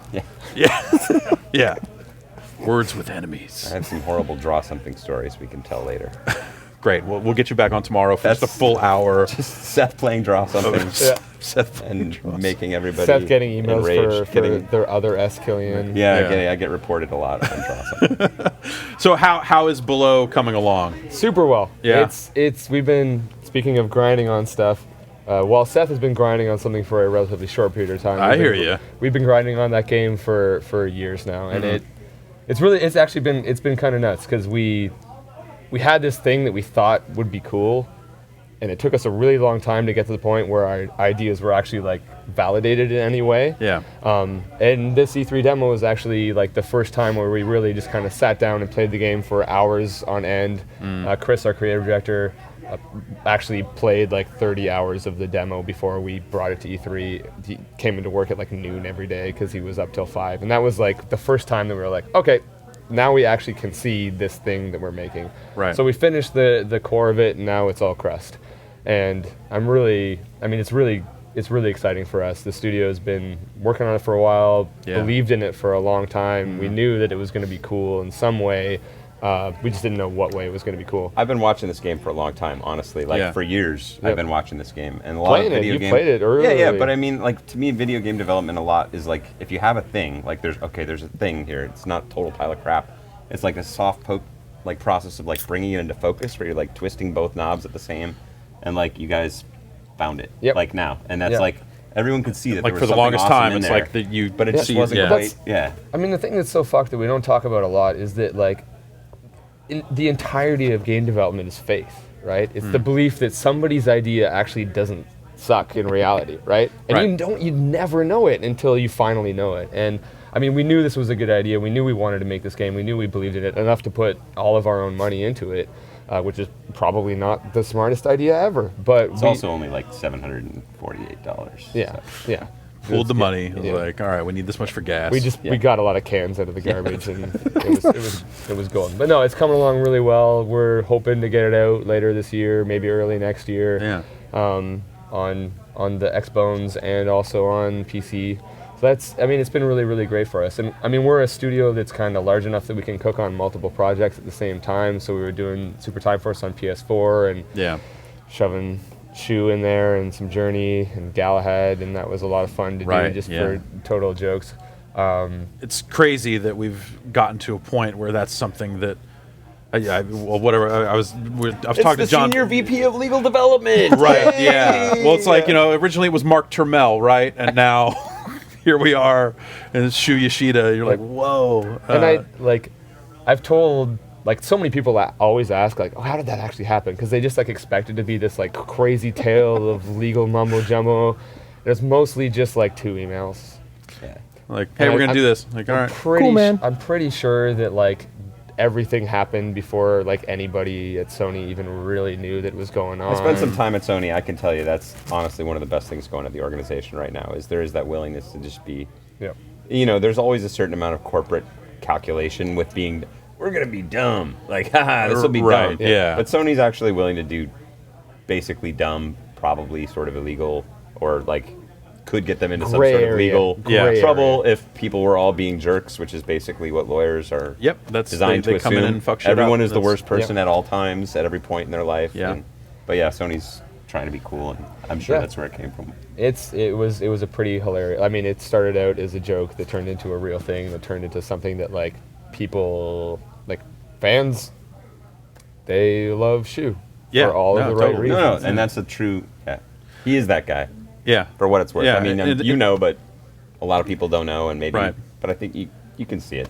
We asked him his attack in the game is that he tweets, but not literally because that's like a No, whole of course not. He posts licensing. to social media. Yes, he uses the social media power. Yeah. And we asked him to just like, we're just going to put a whole bunch of your tweets in there. Here's the character limit. And I swear to God, he sent us like 300 different tweets. He is genuinely excited about it. And it's been one of the like seeing something that should be like a non-starter right from the very beginning. Like, first of all, it's a really bad idea. Second of all, we're never going to let you do that. To have it turn into something that like, it's actually like we talked to Shu about it, and he's really cool about it, and he's very excited about it, and he's got some stuff in the game that's like a holler out to his daughters, and like that's cool. I don't know. It's been really hilariously fun, and like sometimes we're just kind of like this seems like a thing that like 3 or 4 years ago would have been like immediately like the idea wouldn't have even come up in some way. It would have, right? but nobody we wouldn't have tried to do it. Everyone would have said it. Everyone would have laughed and snorted, and that would have been the end of the discussion. Yeah.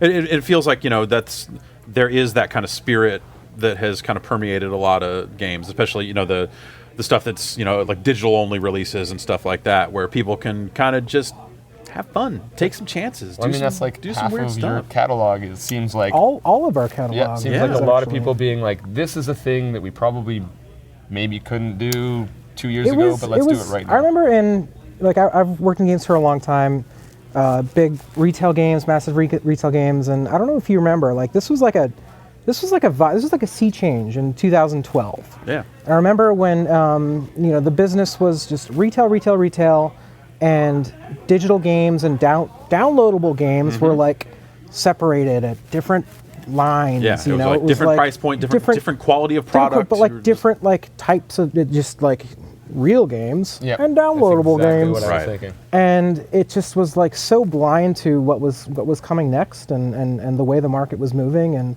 the way people were consuming games and where they wanted to get them. And I think Telltale, they were seeing that like 10 years ago, and they did that with GameTap. They were like some of the first developers on Steam, and I've just been a fan for like years and years and years. And Telltale saw it coming. A lot of other devs saw it coming, and just this. I think after 2012, The Walking Dead did super well. Journey did super well. Yeah. And I think everyone was just like, whoa, like these are real. These are games. Games are games. There's oh, artistry right. here. There's like all kinds of stuff. Yeah. Like it's weird to say like real games, but there was that moment for a lot of people. It was like that. It was a real They thing. were the first games that had like that real consumer impact without having like a real consumer budget. Yeah. They kind of broke through. Yeah. Do you remember was it E3 like 2 years ago or 3 years ago that we did this show? We sat. That was like in that weird space that was like a. I remember a big shower. Prison shower. Oh yeah, is all I remember. I remember. They shot pornography there, by the way. I don't know if you were there the night we figured that out. Okay, I gave it to Temkin and he figured it out. Okay, I have that script still on the desktop of my computer at They home. shot pornography there. I think Vinny told me Anywhere. not to touch the script. By the way, I think he was like, just don't touch. Don't touch the I'm gonna go script. out on a limb here and say because they probably have shot pornography here. Yeah, here absolutely. Here, right? Also, don't Guaranteed. touch the script because pornographers immediately jerk off on like every possible. Onto all paper. Right, like single item. there's a thing No one in the brings room any with us wipes while we're or shooting anything pornography to the set. It's just like a constant wet mess. But I don't think that's how it is. That's the story. I totally brought that's my that up point. just Is to that I get don't to A really think that's constant wet happening. mess. The Jeff Gerstmann story is in development. We're looking to bring it out. We're on looking Oculus. Yeah, it is Oculus. UTA is repping it. Yeah, we're shopping it around. Yeah. We got high hopes. I brought it up because I was thinking about like that was when you were at Santa Monica, and we had been drinking. at that time, you especially. Weird. And you were talking about the kind of digital lineup coming from Santa Monica, and you were saying like there's a lot of winners, but there's not enough sure losers. There's not enough stinkers in the lineup. And that was legitimately a line I delivered at the staff meeting. It's like, look, none of these games are obvious turds that are, like everyone will hate. Like, where are the games everyone hates? Yeah. So we're not making enough shit. Yeah. But you're not taking enough chances. Sure, That's all it yeah, meant. right. You're not taking enough chances. And like, that when you were talking about 2012 being that kind of sea change, I think there's also been like a kind of like secondary wave, which is like let's fund some shit that's just cool. That's just like pure interesting, and maybe it's gonna sell 50,000 copies, maybe it's gonna sell 500,000 copies. Who cares? It's just cool. I think I heard Peter Moore just saying that about the Yarny. And just how it's like, look, we have this money. It's kind of our responsibility to say, look, it may not be the biggest thing ever, but we can do it. So you know what? Let's just do this for the people. Like, why not? Yeah, and that was a crazy, unexpected thing to see EA. I mean, also, so my weird angle on that was like I was down in Santa Monica during like the pre-E3 show week, and something gets sent around saying like, we also have an unannounced EA Partners game. And for starters, I'm like, EA Partners doesn't exist anymore. What the fuck is going on?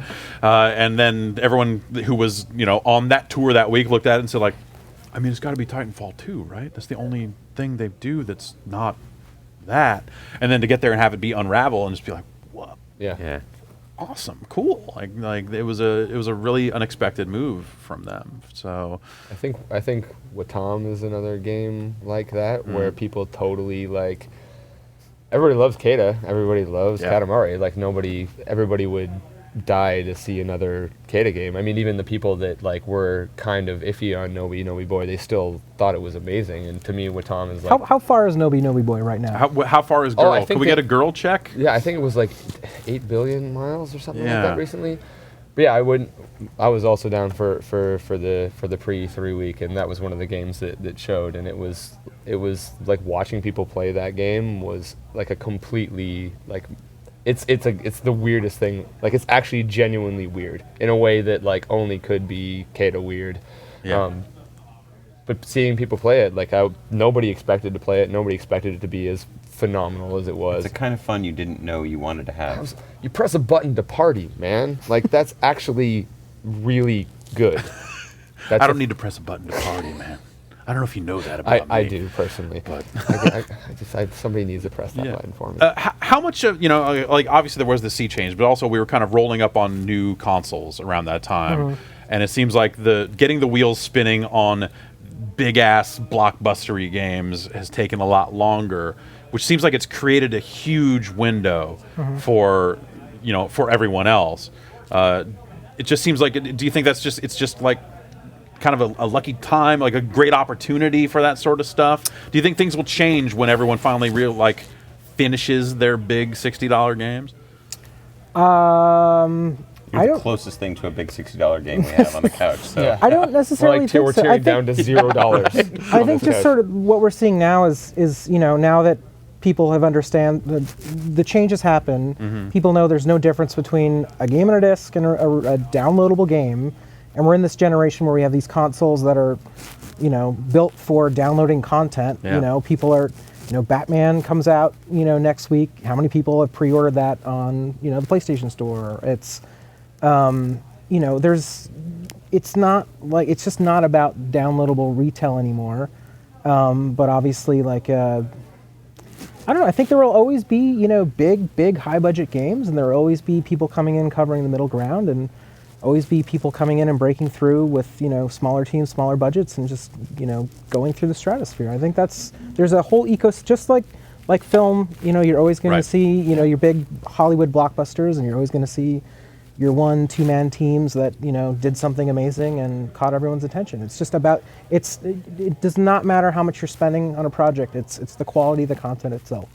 Yeah. So that'll always be true, I think. And I think as the platform holders figure out how to make their stores better, and get people content easier, I think that's going to change things a lot. I think that has to be a huge push. And for us, like we did a retail game once. It was cool to have a box and stuff, but I'm pretty sure that's never going to happen again. And so for us, like those like being able to buy stuff easily, I think will also like. I mean, you look at the so Sony puts out their kind of like top 20 downloadable games, Right. And if you're tracking it, a lot of it is AAA $60 games, like you know, and Minecraft, but like whatever, and Journey's always in there. Flower, one of the That Game Company games, they're just kind of always going to be up there because they're that good. But if you track it, it's like this kind of rise of like there used to be 6 small independent games in the top 20, and then there was 4, and then there was 2, and now it's consistently full of the games that people are also buying at retail. Mostly Assassin's Creed. Let's be honest. It's a lot of Assassin's Creed. They ship there's 18 of those a year. So they're on a 3-month cycle. So every 3 months within the new one. They have 9 studios here making one, 9 studios over here. I heard making they're actually another. having a new city in Southeast Asia constructed just to host the next Assassin's Creed game. Assassin's Creedville, Yeah. which is actually And the they name of have the game. whole Also thing modeled It's- already from the start. So they have a it's a win team for everybody. building the model for the city that they're building. Yeah, and people will just live in that model. Yeah, so it's exactly. like a real estate / development play. But I think a huge part of it has to do with the fact that there are more people buying digitally, which means that yes, more of those big games are popular, but as the amount of like dollars are getting spent more digitally, I think it actually opens it up a lot for us. I think it's going to be super challenging for Sony, especially just because they seem to have the lion's share of the downloadable content right now. But it's going to, ID at Xbox had a really good showing at the Microsoft press conference. Yeah, they've definitely I think been they're picking putting up the pace. I mean, everybody's Cuphead seems to be the game that, of course, we're stuck right next to those assholes. But no, I love them. They're from Toronto too. Another game over here. Yeah. Hey guys, we're making it's up. All right. Well, thanks guys for hanging out. We are all looking forward to Seth Killian's Spell Quest. Spellquest 2 is going to be where it's in because Spellquest 1 just had the one big button and how hard you hit The it. inputs hit were it, really did stuff, and it just never You used the worked dive quite kick right. controller for it. Yeah, so it was really no, not that hard. that's not even. I heard they had some of those in the warehouse. some of those left over, so maybe we can use those. All right, we're going to take a break. Thanks everyone for hanging out with us, and thank you all for joining us. Thanks for having us. And, E3. E3. Girl reached Neptune on March 6th. Sweet. Sweet. Hooray. Hooray, girl! Hooray for Yay! WWE boy.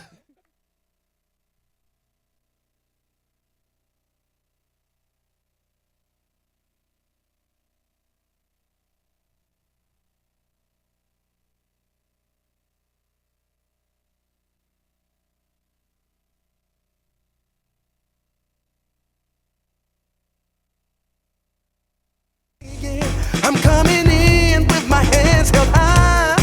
Gotta face it, I'm not gonna make it.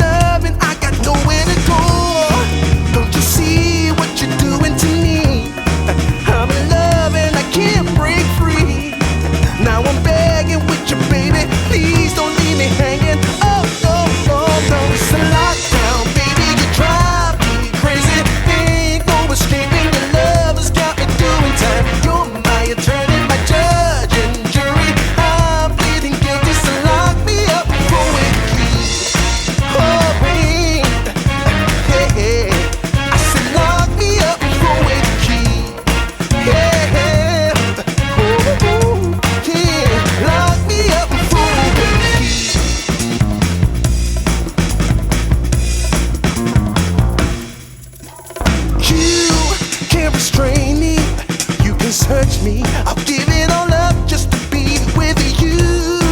I'm so happy, now you got me. I'll surrender all my love to you. Don't you see what you're doing to me? I'm in love and I can't break free. Now I'm begging with you, baby. Please don't leave me hanging. Oh, oh, oh. It's a lockdown, baby. You drive me crazy. Ain't no escaping. Your love has got me doing time. You're my eternity.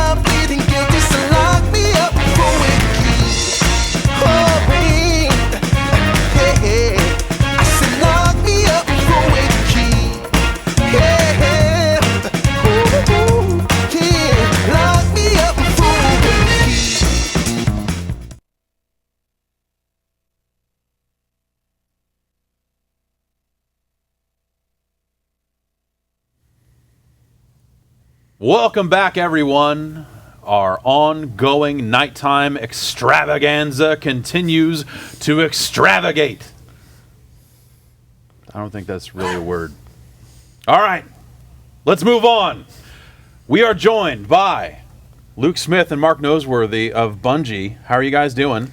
Doing pretty okay. Yeah? Yeah, all things considered. We've got Mark McDonald from 8-4 joining us as well as a Destiny player. I think I'm just here to observe. So let's talk about this dinner. Yeah, what did you eat? I don't want to indict any particular locations, but we went out to dinner, Mark and I and a friend of his tonight, and immediately after the dinner was over, we had an incident where I had to go to the bathroom. I just puked my guts out. Great. And so I wondered, and you throw up and you're sweaty, I asked him do I have splotches all over my face? I text Mark McDonald, and I'm like, should I still do this? He's like, you got to power through it, and I was like, all right. And then we get here, and I'm talking to Shoemaker on the end, and he said you had another guest this week who got sick. We did, yeah. Maybe there's something going around. I don't know. Yeah, did he? What happened? I don't know if I want to name any. This guest didn't make it on the show. No, we had certainly some other cancellations. Yeah. Yeah, so he knows who he is. Yes. That guest is a friend of mine. So this will come up maybe later on. All right, yeah. He lives in Seattle. We can drop a couple hints. He lives that in really Seattle. narrows it down. Yeah, good help. He works in video games. It's Gabe and Newell, he lives everybody. in Seattle. So. We know who's dedicated, though. That's what matters. So we're going to trip it through.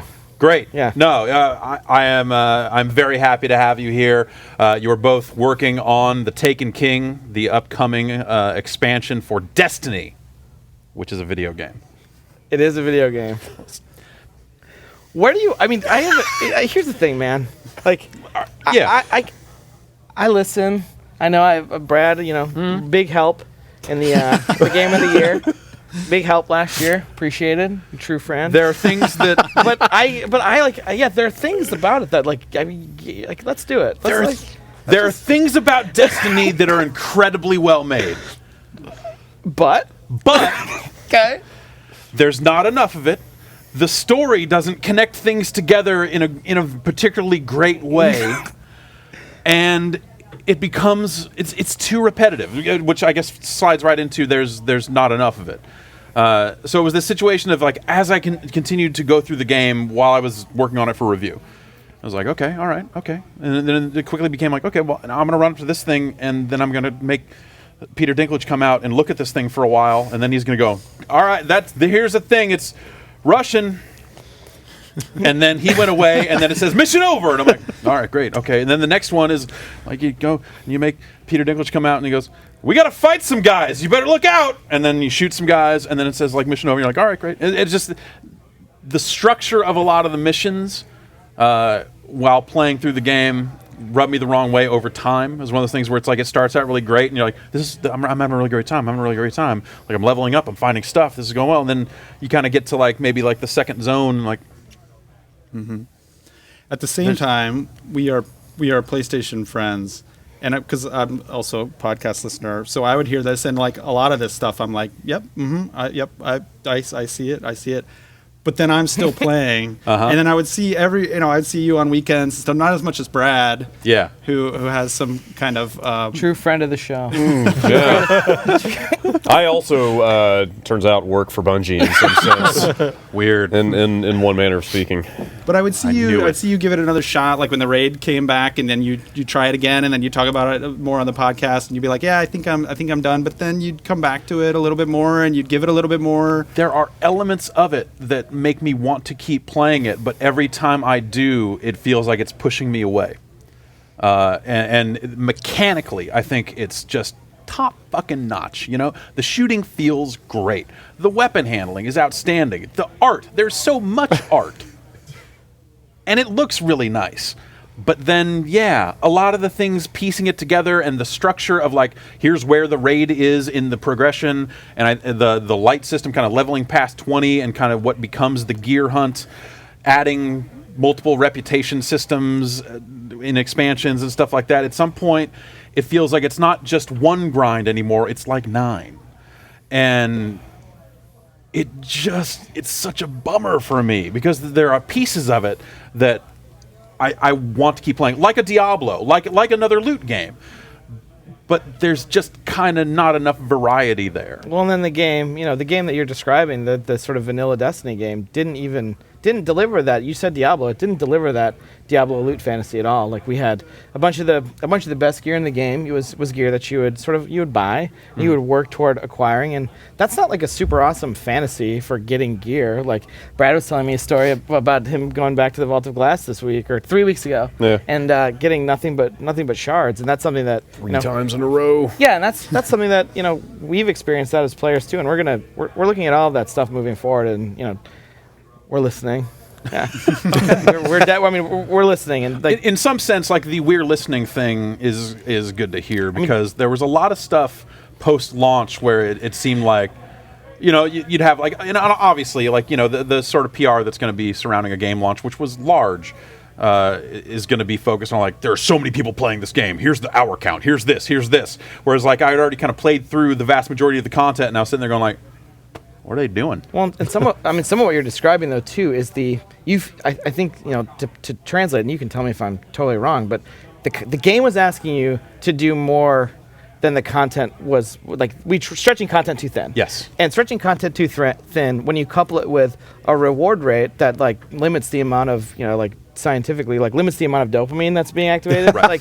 like it becomes frustrating. Mm-hmm. And then when all that conspires together, I'm trying to understand when all that conspires together with shooting mechanics that are pretty intrinsically fun but not extrinsically rewarding, the extrinsic then trumps the intrinsic rewards, and suddenly you and Brad are arguing about the where it fits on the top 10. Yeah. It's this thing where I'm torn, because like there are elements of the game that I think are really well done, but then I'm like realizing like I spent like this much time just looking for fucking helium, and like what am I doing with my life? You can just buy helium now. Well, now, and I did buy a bunch of helium, and then I realized like, oh, I should have spent that stuff on something else. I really fucked that up. So we have, over the last like basically 9 months, like we've updated the game an absolute ton, and the game's changed a bunch each time, I think, with The Dark Below and House of Wolves in a way that is tipping toward where we're going to go. Mm-hmm. And like one of the things that's really important to Mark and I is to like sort of remove or lessen the grind and increase the like positive rewards from playing the game. Like,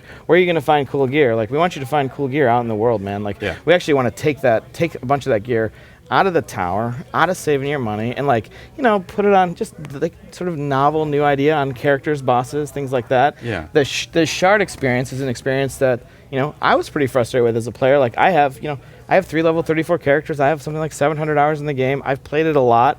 Like I've felt a bunch of things that you have. A ton of our developers have. Like, so we are actually actively listening. And I think one of the things we learned this year is it's okay for people to stop playing your game, right? Mm-hmm. When they stop playing, we want them to be happy, right? Instead of like rage quitting, rage quitting. Yeah, Brad. Brad uninstalled the game at one point. At one point, that sounds distant in the past. At one point, well, my understanding is he reinstalled it that same weekend. In fact, something like 72 hours later. Yeah. What happened? I don't know that we ever actually got. I ran 3 raids in a row because I needed weapons real bad, because I had pretty bad drop rates, just bad luck getting good weapons over the course of the game's history. And I got jack fucking shit. And you know what it was? What were you after? Watching Dave Lang get every good weapon in Crota's End in one fucking run. Yeah. That was the third one in a row. That was the third raid in a row where I got nothing. And he got Edict, Abyss Defiant, and Word of Crota in that one run. But he didn't get Black Hammer. I bombed out, I hit delete, and I fucking left the room. Like, I was just so enraged. You're still kind of mad about it. But, yeah. Yeah. Dude, you mock me for using that Suros, but that's all I had. Well, I don't know. That's all I had. So I watched. So what Brad's talking about is I watched you guys go through the Vault of Glass, and Brad was just running the old tried and true Suros regime, and I poked him about it when he reached out. Like he asked if I would do the show on email, and I just responded with Suros regime. I barely know this guy. We haven't spoken in years. Yeah. like, hey, you want to come on the show? We want you to come talk on the show about this thing that you guys are working on. And I respond with Suros regime. Just all caps, Suros regime. Yeah, well, that was his response to my invitation to the show. It's all caps with a space between each letter. What's your white whale? You have there's got to be some gun that you covet, man, right? And unfortunately for everyone listening, it's not Gjallarhorn and it's not Hawkmoon. I've sharded like 8 Hawkmoons. I got a Gjallarhorn the first time I did the prison. Yeah, I mean, what? Mine's the Black Hammer. Yeah. Like I've never, I haven't got it. I've gotten a ton of people who I play with the Black Hammer, and every time it drops, it's a great I feel the fucking same gun. thing. I'm like, why do you not choose me? Like, hi, I've worked on this game. Is there a switch? Like when we flag yourself on the back end for like bonus luck or something. And the amount of people who ask to do that, like one of the guys that was interviewing me today, he's like, I only have one more question. And of course, right? Yeah, it's coming. Have one more question. Can you give me the Gjallarhorn? Like, what do you give you? What do you give you the Gjallarhorn? Just unlock it from my account, put it on my account. I will write good things about your game. Like, no, we can't give you the Gjallarhorn. You wanted a bribe? I'm going to write negative things. Like, yeah, I know you are anyway. Yeah. So, I think one of the other things about kind of just, the base, the vanilla game, I guess actually it's still in there, is there's no item trading. And, like, it's one of those things, like, I get it, you want everyone to kind of earn their own stuff, but at the same time, that often feels like, well, we want to keep people playing it, so we're going to make sure they can't just give the good stuff to each other. And why doesn't the game go to more of a kind of soul-bound thing of like, okay, you equipped this item, so you can never give it to anyone else, but if you get 9 more of them, hey, Yeah, like I would have loved to have been able to give a Hawkmoon to one of my friends instead of just like filming myself sharding all 8 and sending it to him as a vine. Yeah. But like it's one of those things that like you look at it and it almost feels like a free-to-play type mechanic of kind of preventing. I think that's a really good question, and I don't have a good answer for that. Like I think that figuring out how to get players, how to keep players happy, and some of what you're describing with trading, like trading has a bunch of really positive social properties, and that's one of those things that I think Destiny just needs more of. Like it needs more positive social interactions between people, and we like have to do a better job with that. Like trading would be one way of doing that. The Soulbound question I think is a good one. We've talked internally about stuff like Soulbound before, and to do that right now feels like that would be a really potentially disruptive thing for players. Like they've had this experience of passing their weapons around between their different characters, and then one day we're like, that service regime you used to use, Brad, you can't shift that to your other guy. Do you have 2 guys yet? Are you still, I've got a 33 Titan. Okay, so you're in on the multiple characters. Yeah, but like, do I really want to do PoE 4 times a week? Not really. I don't know. That's fair. I mean, do you utilize all of your 34s? So I'm at a state in the game for my characters where I have probably like 27 etheric light. Everyone is basically in the I have basically everyone in the set of pajamas that I want them in going into the Taken King this fall, which is everyone's in the OG Vault of Glass. So what do you do now? Like, well, you kind of don't have anything else to do, right? What I had been doing was logging into the game to abuse people in Trials of Osiris. Okay, all right. That me and my friends have been playing that, and I finished those sets, and now I'm gonna focus on finishing the game with Mark and the rest of Bungie. I feel like that would be good. Sure, why not? So you guys played today. Yeah. You guys came by and played the Coming War, the first mission. Yeah. We did not get a chance to talk afterwards. You guys had to get on to the next thing. Yeah. What did you guys think?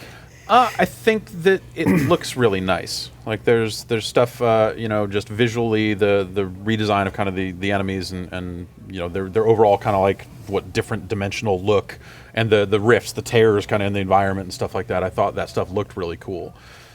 But at the same time, like it's the shield guy, only the shield shoots now. Mm-hmm. And like tactically that'll be different, right? I'm sure there'll be new combinations of enemies that people haven't faced before, but I still look at it and go like, I mean, that's a knight. Like it's doing something else, and these guys are splitting into 2 and 4 and 8 and all this other stuff, and that's a cool new tactic. But like on some level, it feels like a remix or like a ROM hack or something, where it's like kind of just taking existing content and serving it up in a different way. Give me more art.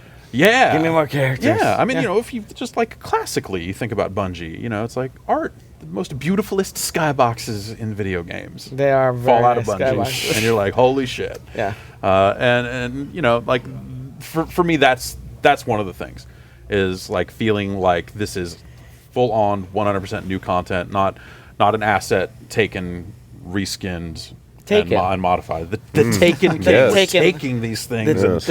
Taken, burned away, add new abilities, and challenge you in new ways, and that's not going to work. I think that I think it'll be a different experience. Yeah. But seeing that it was kind of a lot of the similar silhouettes and stuff like that, like that was a little disappointing. Which class did you play? Titan?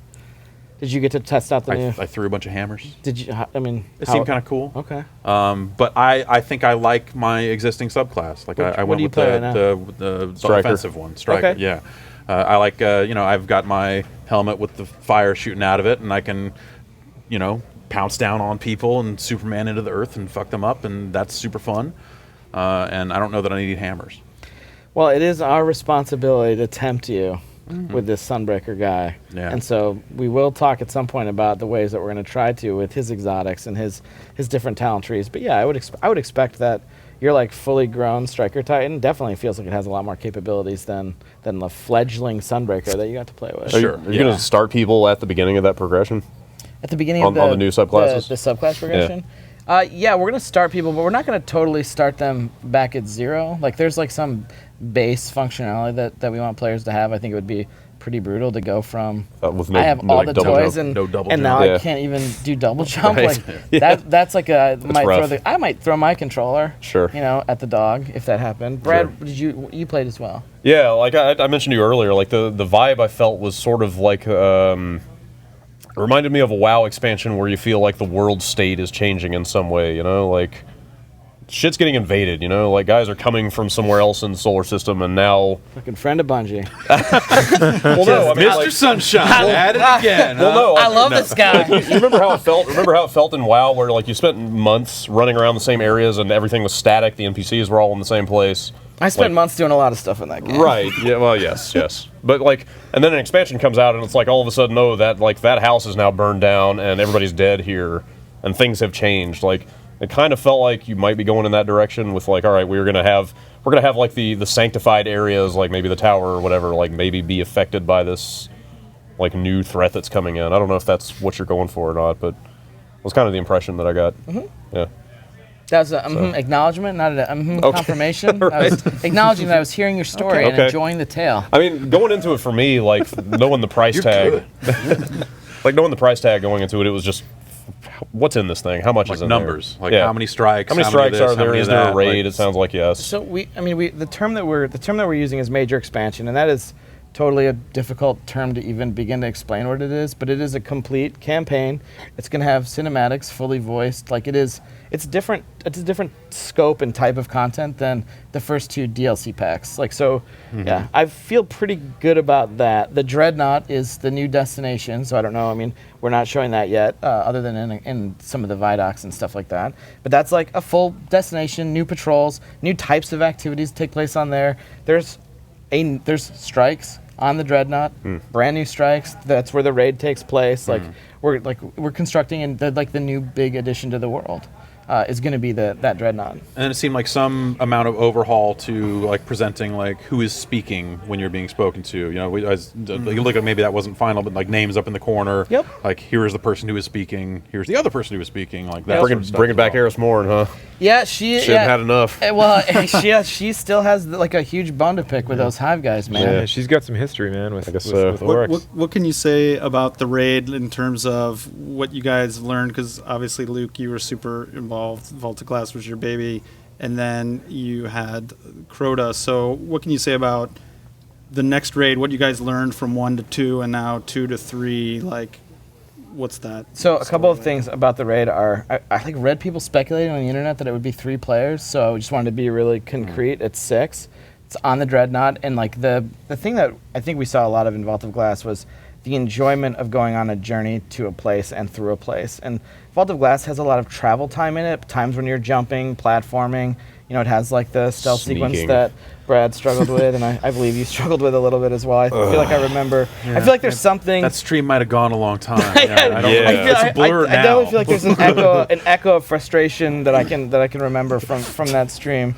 But what that was it was really about like the spirit of the adventure that you're going on, and the adventure that you're going on with, ideally like 5 other people who you like, and you like hearing about their lives. And our game's really about getting together with your friends and playing together. And Vault of Glass did a really good job of that.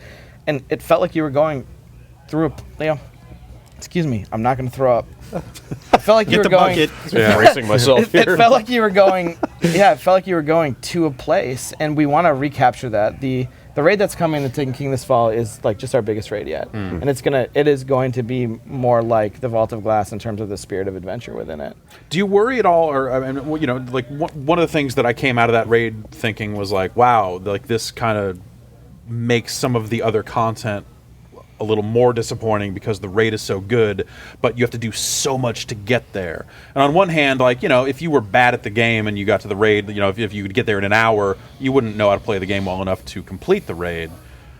But at the same time, like having that piece of content that's like so rich and there's just so much stuff and all that sense of a journey, like, why have it at the end? So yeah, let me where to put the raid was something we talked about for a long time, and I think that it maybe wasn't the right place to put it. It basically, the difficulty level that it was placed at meant you had to get a full set of legendaries, which is pretty hard to get in vanilla Destiny, and then you were like, okay, now I can go in. And then what you would do is you would go in and get like another full set of legendaries that, in fact, then you had to level up so they'd be better than the legendaries that you brought in. And that was something that the latter of which we addressed in, you know, the first update that we did for the Dark Below. But that where to place the raid in the timeline, like I think that it could benefit from not requiring a full set of legendaries to get into, like getting players into it sooner after they complete, you know, the main arc of the game is something I feel like for the degree of difficulty in Vault of Glass, I feel like it being in the end game is appropriate, but I've often felt like the Destiny needed its equivalent of like the Scarlet Monastery, like something in the middle of the level progression. They kind of the strikes kind of serve this purpose, but they're not mechanically something that shows you. They're not mechanically complex like Vault of Glass. Something that shows you like, hey, this is well, these are going to be these big marquee moments. Yeah, there's more of this to come. Like a tease, so you should probably keep playing. Like a tease, like mechanically for what Vault of Glass is going to be. You know, it's like, all right, maybe it's 3 players, but still like there's some pressure plates or something you got to stand on. There's like some complexity to this stuff. You know, here's what you have to look forward to. Like something like that kind of peppered in the middle of the story, I think would have gone a long way. In an ideal world, the game would be like logically preparing you for the end, like teaching you stuff about what's coming, like teaching you on some of the mechanics so that, I mean, just like the Vault of Glass does with mechanics that are introduced in the first place, come up in the final raid, the final encounter, the oracles are taught to you throughout. It enables this thing that I call vertical learning internal to the activity, which means that as you're playing through the activity, it feels like you're learning, feels like you're getting smarter, and you in fact are, and that the game would totally have benefited from stuff like that. But the reality of the way that we developed the first raid was totally secretive in the black box at the studio, like basically just the raid team, you know, working in this, you know, arcane, off-the-grid way. No one was sure if it was even going to ship. Like, right. So, but that's not that way anymore now, right? It is not that way anymore. The raid team is much more integrated into the game. Well, when you think about, you know, this opportunity you have to, you know, release this expansion, like, do you ever think about revisiting some of the choices you made for launch and kind of like, okay, maybe we're going to I mean, you know, MMOs do that all the time. I mean, we're putting together a brand new end game for the Taken King, a brand new, and we're not talking about the details yet. We have a long way to go this summer, but we want to dramatically improve the player experience at the end game while preserving some of the ritual and opportunities to get online and play with your friends every week. And make the game just feel more rewarding and, you know, be more exciting to players. And, you know, Mark said earlier, like when players leave the game, they like want them to leave happy, man. Like the fantasy for me, you know, maybe it's naive, but it's that you created this character, and the covenant that we're making with the player is that when we put out new content, you can take your character off the wall, drive him or her around the world, get a bunch of cool stuff, and then be like, all right, I'll be back. Like when something see you in 3 months. Yeah, when something exciting picks my interest again, like. I'll be back, and maybe you'll play every day for those 3 months, or maybe you'll be like, yeah, I got 10 hours out of this. I'm good. I feel great. Like that's our potential. Sure. You know? Yeah.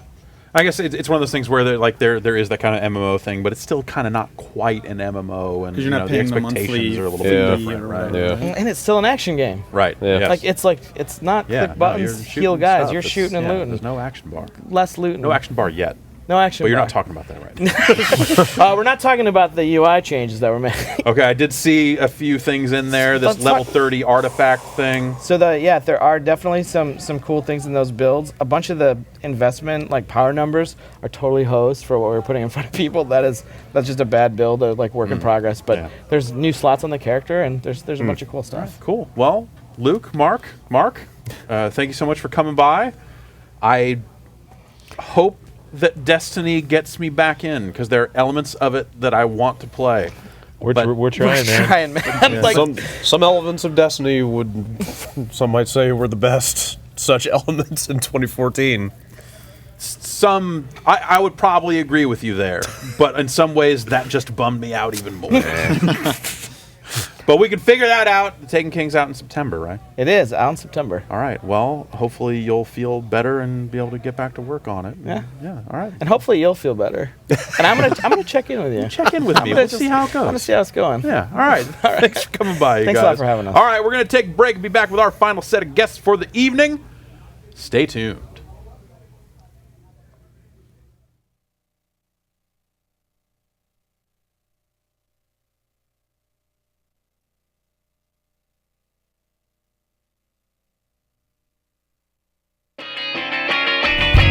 You're the roast of my beef, the mash to my potato, the extra cheese on my burrito. You're the cream of the cream on my sweet little thing. You're the dish of the day, now where do I begin? You're the butter on my muffin, I'm the chicken, you're the stuffing. If you scramble all my eggs, then I'll end up with nothing. You're the burger in my bun, the tingle on my tongue. You're the wobble in my jelly, my tasty number one.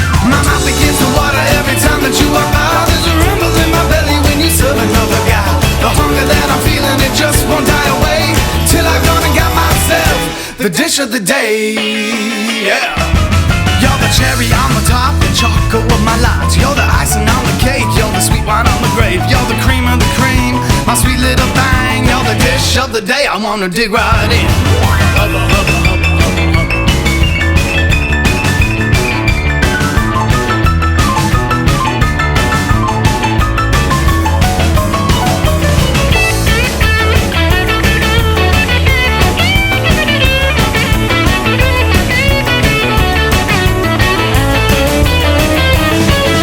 My mouth begins to water every time that you walk by. There's a rumble in my belly when you serve another guy.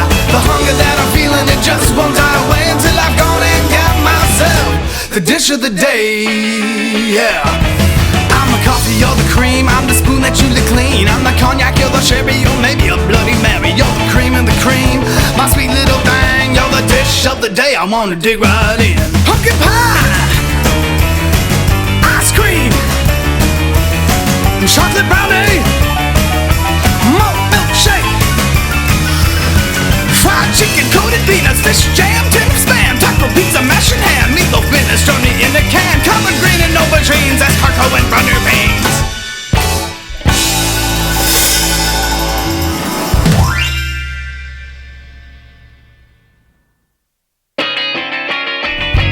You're the roast of my beef, the mash to my potato, the extra cheese on my burrito. You're the cream of the cream on my sweet little thing. You're the dish of the day, now where do I begin? You're the butter on my muffin, I'm the chicken, you're the stuffing. If you scramble all my eggs, then I'll end up with nothing. You're the burger in my bun, the tingle on my tongue. You're the wobble in my jelly, my tasty number one.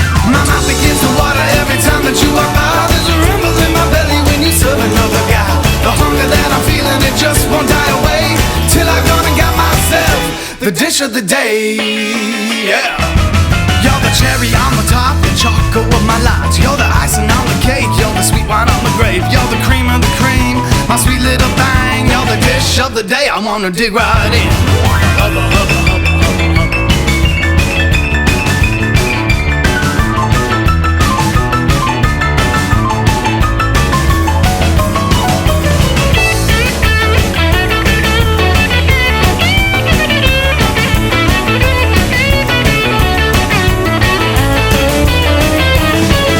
My mouth begins to water every time that you walk by. There's a rumble in my belly when you serve another guy.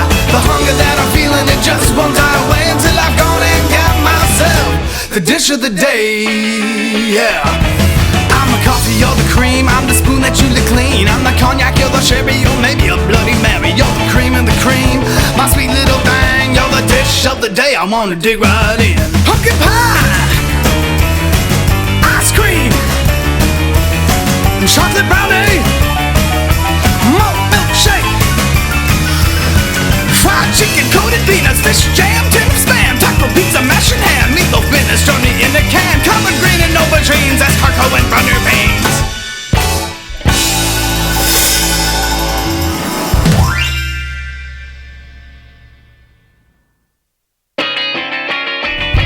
You're the roast of my beef, the mash to my potato, the extra cheese on my burrito. You're the cream of the cream on my sweet little thing. You're the dish of the day, now where do I begin? You're the butter on my muffin, I'm the chicken, you're the stuffing. If you scramble all my eggs, then I'll end up with nothing. You're the burger in my bun, the tingle on my tongue. You're the wobble in my jelly, my tasty number one. My mouth begins to water every time that you walk by. There's a rumble in my belly when you serve another guy. The hunger that I'm feeling, it just won't die away till I've gone and got myself the dish of the day. Yeah. You're the cherry on the top, the chocolate of my life. You're the icing on the cake, you're the sweet wine on the grape. You're the cream of the cream, my sweet little thing. You're the dish of the day, I wanna dig right in. Hubba, hubba, hubba.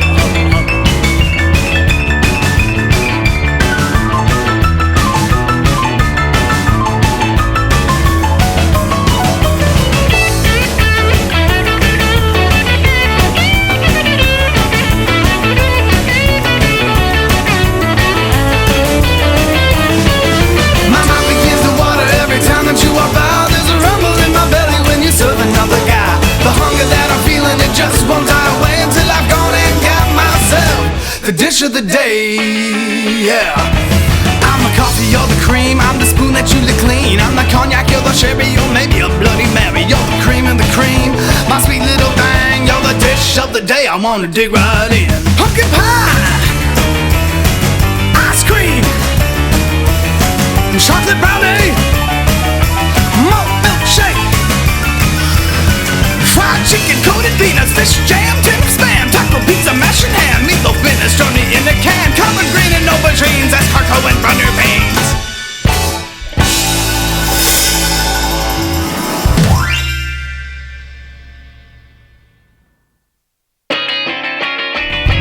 You're the roast of my beef, the mash to my potato, the extra cheese on my burrito. You're the cream of the cream on my sweet little thing. You're the dish of the day, now where do I begin? You're the butter on my muffin, I'm the chicken, you're the stuffing. If you scramble all my eggs, then I'll end up with nothing. You're the burger in my bun, the tingle on my tongue. You're the wobble in my jelly, my tasty number one. My mouth begins to water every time that you walk by. There's a rumble in my belly when you serve another guy. The hunger that I'm feeling, it just won't die away till I've gone and got myself the dish of the day, yeah. You're the cherry on the top, the chocolate of my life. You're the icing on the cake, you're the sweet wine on the grape. You're the cream of the cream, my sweet little thing. You're the dish of the day, I wanna dig right in. Hubba, hubba, hubba.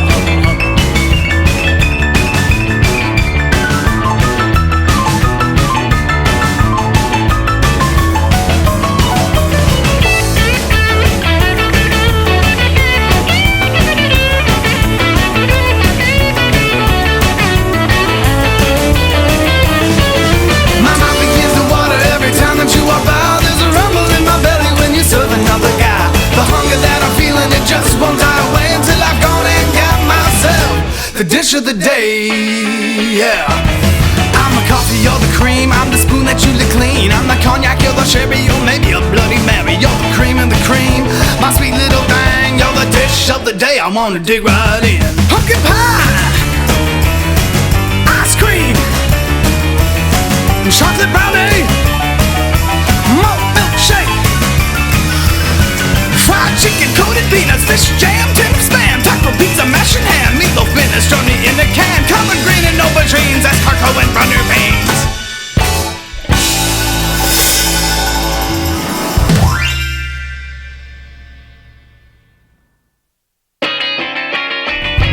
You're the roast of my beef, the mash to my potato, the extra cheese on my burrito. You're the cream of the cream on my sweet little thing. You're the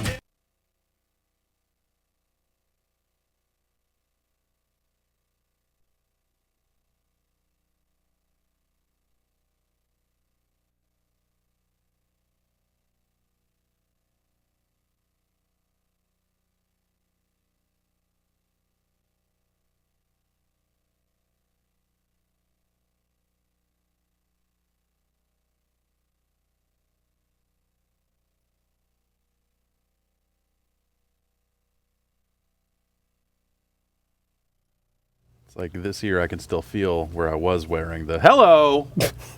We're here, E3 2015, for our final set of guests. That's already coming out. We've got It's already coming off my ear. a group here. It's this middle microphone. I don't know. Maybe there's something up with this microphone.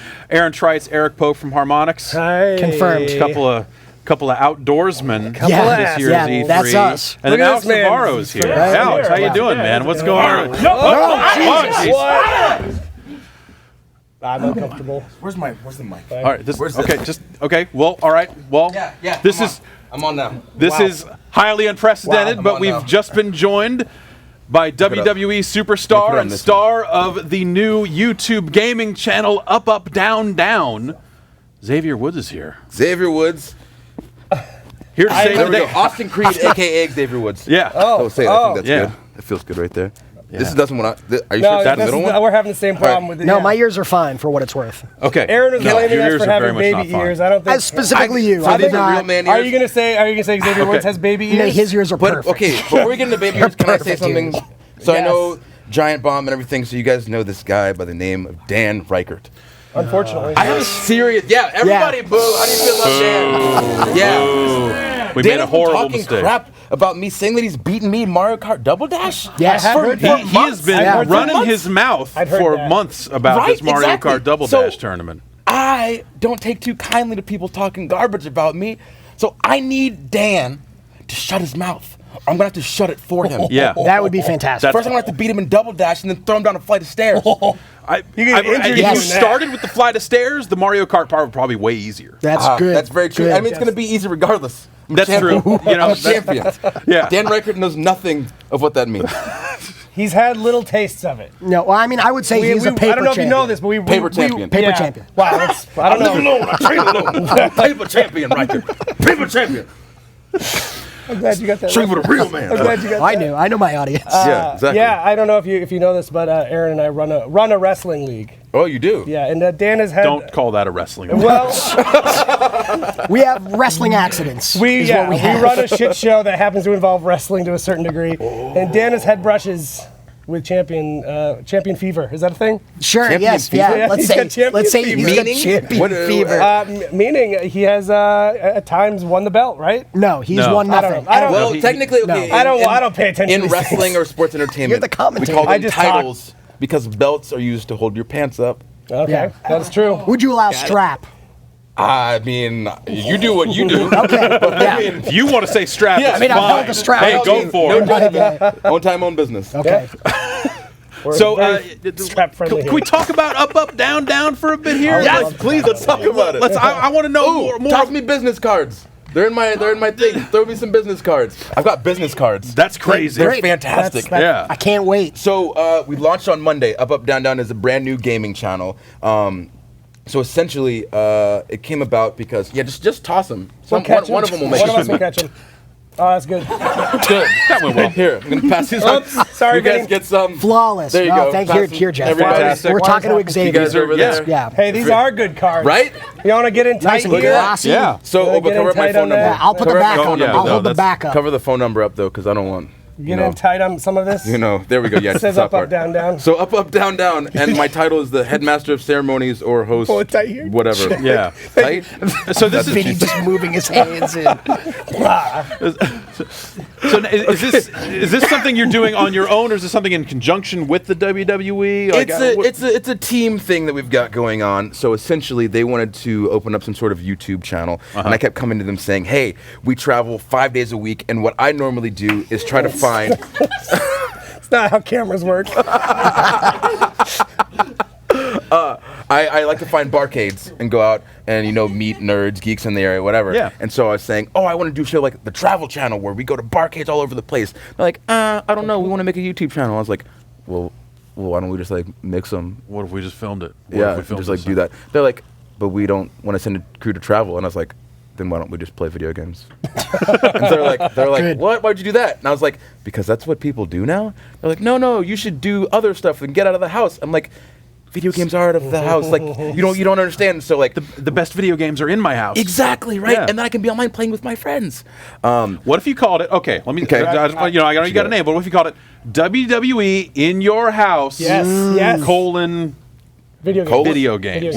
Like the points colon or the word colon? No, like because then it's a different kind of show. That No, you'd be a character named Colon Video Games. Yeah. Based on Colin Powell. My name- but you're So like COLIN. Yeah, exactly. Not Owen. Colon Video Games. You're the Okay. Secretary of State of Video Games. Well, then who's the president? I will not dare. Yeah, that's the season one cliffhanger. Exactly. That's the reveal. Right, definitely not Riker. Anybody but don't- Reichert. Damn Reichert, president of nothing.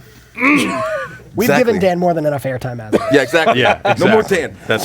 So essentially, we just came to an agreement that was like, we'll do like a YouTube gaming channel because they're hot right now. Everybody loves gaming. Totally. And considering I am the greatest gamer in the WWE, I took it upon myself. It's a hard job, but somebody has to do it. Someone has to sit and play these games. I know. And then spread the information to the world. I know. Someone has to sit and play Witcher 3. Someone has to sit and play Battleborn.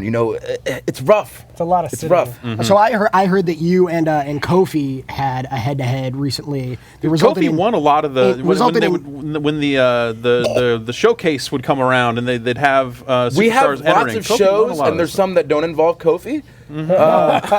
We're not talking about Kofi right now. I mean, you can if you want to. I only wanted to point out that it ended with you eating a lot of hot peppers. I've been told. Wait, so you didn't watch it yet? Oh no, I mean I got the gist of it. Like I was just explain to me in the other room. Just fast forward to the end. He reads the episode recap. Okay, all right, and all the comments and everything. So for people, I don't want to give it away too much for people that haven't seen it. Hopefully you watch it. So we had a FIFA tournament. Neither of us knew how to play FIFA at all. That's the best way. That's the only way I play FIFA. Yeah. Is to never play it.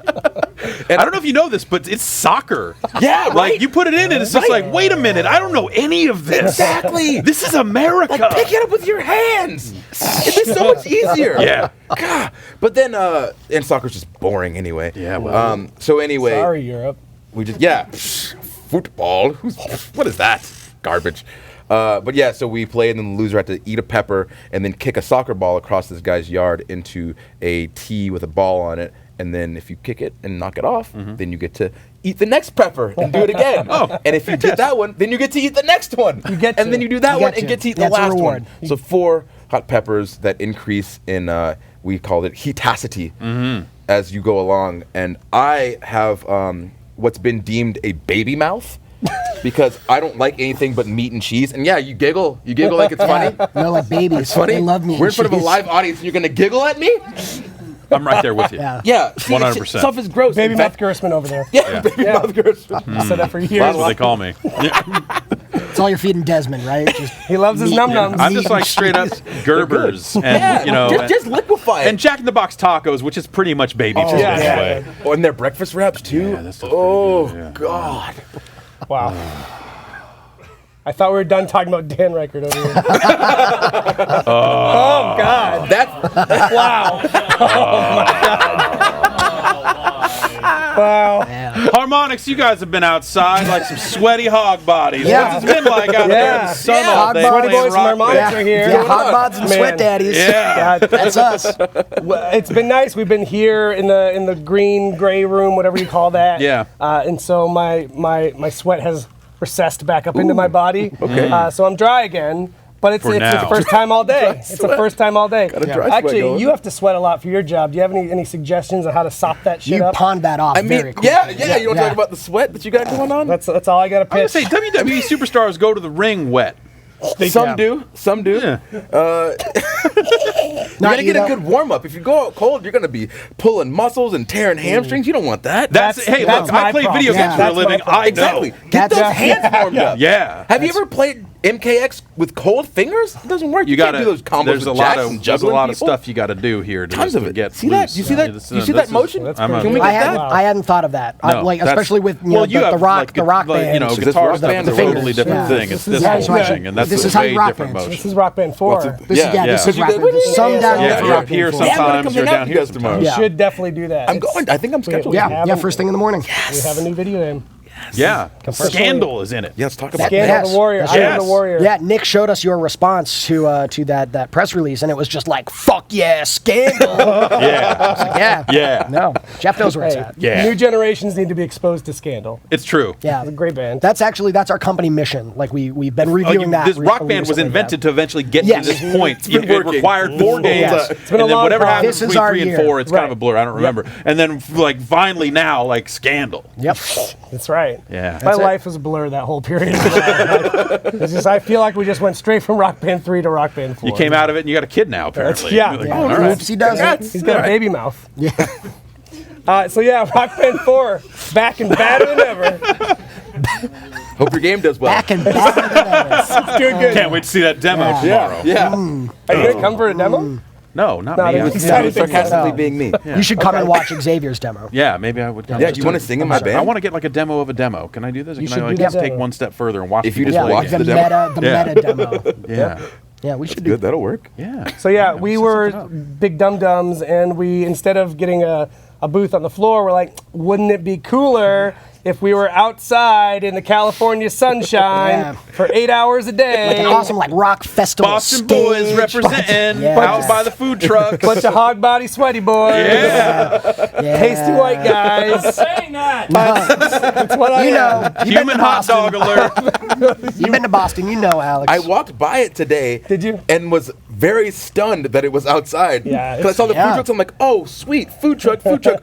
Why are they doing Yeah. this outside? Yeah, because of the food trucks. Yeah, this We is know not that our first people time. like Like foot tacos. traffic makes sense. They have great tacos out there. It's a little warmer than it's usually during E3, wouldn't you say? Like this week has been warmer than a regular E3. It kind of I want to say 10 degrees hotter. probably, Yeah. man. Oh, I has it? don't know. It's been, There've been like, so hot. many E3s now. Yeah, What, some, You just Actually, Brad- remember one was on fire. Just remember the temperatures for all of them, Jeff. Is what we're asking. Well, okay. All right, I remember 1997. yeah, okay, good. Day 1 was 81 degrees. But a little, there was a little bit Yeah, foggy there. that's what I'm talking about. This Yeah. super macho man thing over here. You're straight punch outing over here, and it's very distracting. I don't know what's going on. But in a way I can totally get behind. Yeah. Anyway, day 2 was 83 degrees. The weather cleared up a little bit, and by day 3, well, you know. You could write a farmer's Yeah. almanac of E3s. Yeah, exactly. Like, well, E3 next year. Well, let me see. My ankle hurts, so it's going to rain. Yeah, but we'll be okay. What sort of games are you looking to cover? I mean, do you play just about everything? I mean, it Pretty seems like you're much, willing yeah. to play FIFA, so you'll play any damn God, thing. it's the hot garbage. So I'm really big into Final Fantasy 14. It's kind of like takes over my life. That Mortal Kombat. Is it hard to raid on the road? Is it hard to play It an is, MMO like that But when you're? it's nice. I'm level 47 Bard, which is cool. Whoa. Almost to 50. Congratulations. Thank you very much. I don't know if to like be happy about that. That's happy for always you. the way with an MMO. Yeah. Like you realize, like, for me, it was, not an MMO, but like The Sims 1. Oh yeah. There was that Rosebud. moment of like, I'm these guys are, my Sims need to shower, and they're doing so well, and then I realized like I'm a disgusting mess. And then I never played The Sims again. So it was a great, so good, great though. breaking. I always know, thought it's well that made. when I was playing The Sims, that someone else was playing The Sims, and I had. And you were the same? Yeah, and I'm like, you're making bad decisions because all I'm doing is sitting here playing the computer. Like you should click me to take a shower or go to the bathroom. and some cook meters food. are emptying out here. Yeah, it's all not in the going red. well. And I'm just stomping my feet and so mad at them. Yeah, and then suddenly walls appear around you and you die of starvation. You're like, well, I guess that's what I get. Actually, that's what I would do: is move people into the house, kill them, put their tombstones in the backyard. Oh, wow. Yeah, because then they'd wake up, or people would wake up because they'd be scared of the ghosts that were there. So you have a whole haunted plot of land. It's fucked up. How many Are we ghosts still are in talking Rock about- Band 4? Oh, jeez. We have Elvis. Presley. Yeah, so that's one. It's First time in a music fast, game. boys. First time in Remember. a music game. Suspicious Minds. Oh, is a that's great right. song. Yes. No. That's I did. Okay. Yeah. Yes. That is my go-to karaoke song, so I'm actually pretty happy about that. Cool. Nice. I actually can't confirm if he's a ghost. He's probably doing fine. He's Yeah. He's probably Hanging not out on- troubled. Like He ghosts are lives in troubled, Cuba right? with Tupac. Yeah, I was literally going to say that. That is a man. reality show. Them I and would Biggie. watch. yeah. Tupac, Biggie, and Elvis. So I mean, how has the location been? I walk past it. It looks like smart but miserable. Like I mean, has the foot traffic actually been working out? How's it been? You getting a lot of people there? It's bright. mostly. Yeah. It's well lit, very well. Great. Yeah. TV screens and bright lights are all. Yeah, no, it's been ideal. Yeah. Absolutely so here's flawless. the thing that we discovered. So where our location is, if you're watching and you're in the Los Angeles area, there's actually nothing stopping random people from just coming up and hanging out. Yeah. They should do that. Yeah, because it's the concourse space, there's just a back stairway. Pico Boulevard. Just come. Corner of Figaro and Pico. Just come on by. Come play Rock Band. Hang out at the Rock Band. Happy to have you. Yeah. Food, get amazing tacos. And you're showing the That is Rock Band. Yeah, you're showing Rock Band 4, which has freestyle guitar solos in it. That's been the thing that. So have you talked about that at all on your program here? Yeah, we have talked about it a little bit, and I think we talked about it in terms of like how to show that at a trade show where people just want to like play one song and not think. Yep. How's it been trying to get people to wrap their minds around the new features? We have sort of so we have this new feature, freestyle guitar solos. It is we've just unveiled it for E3.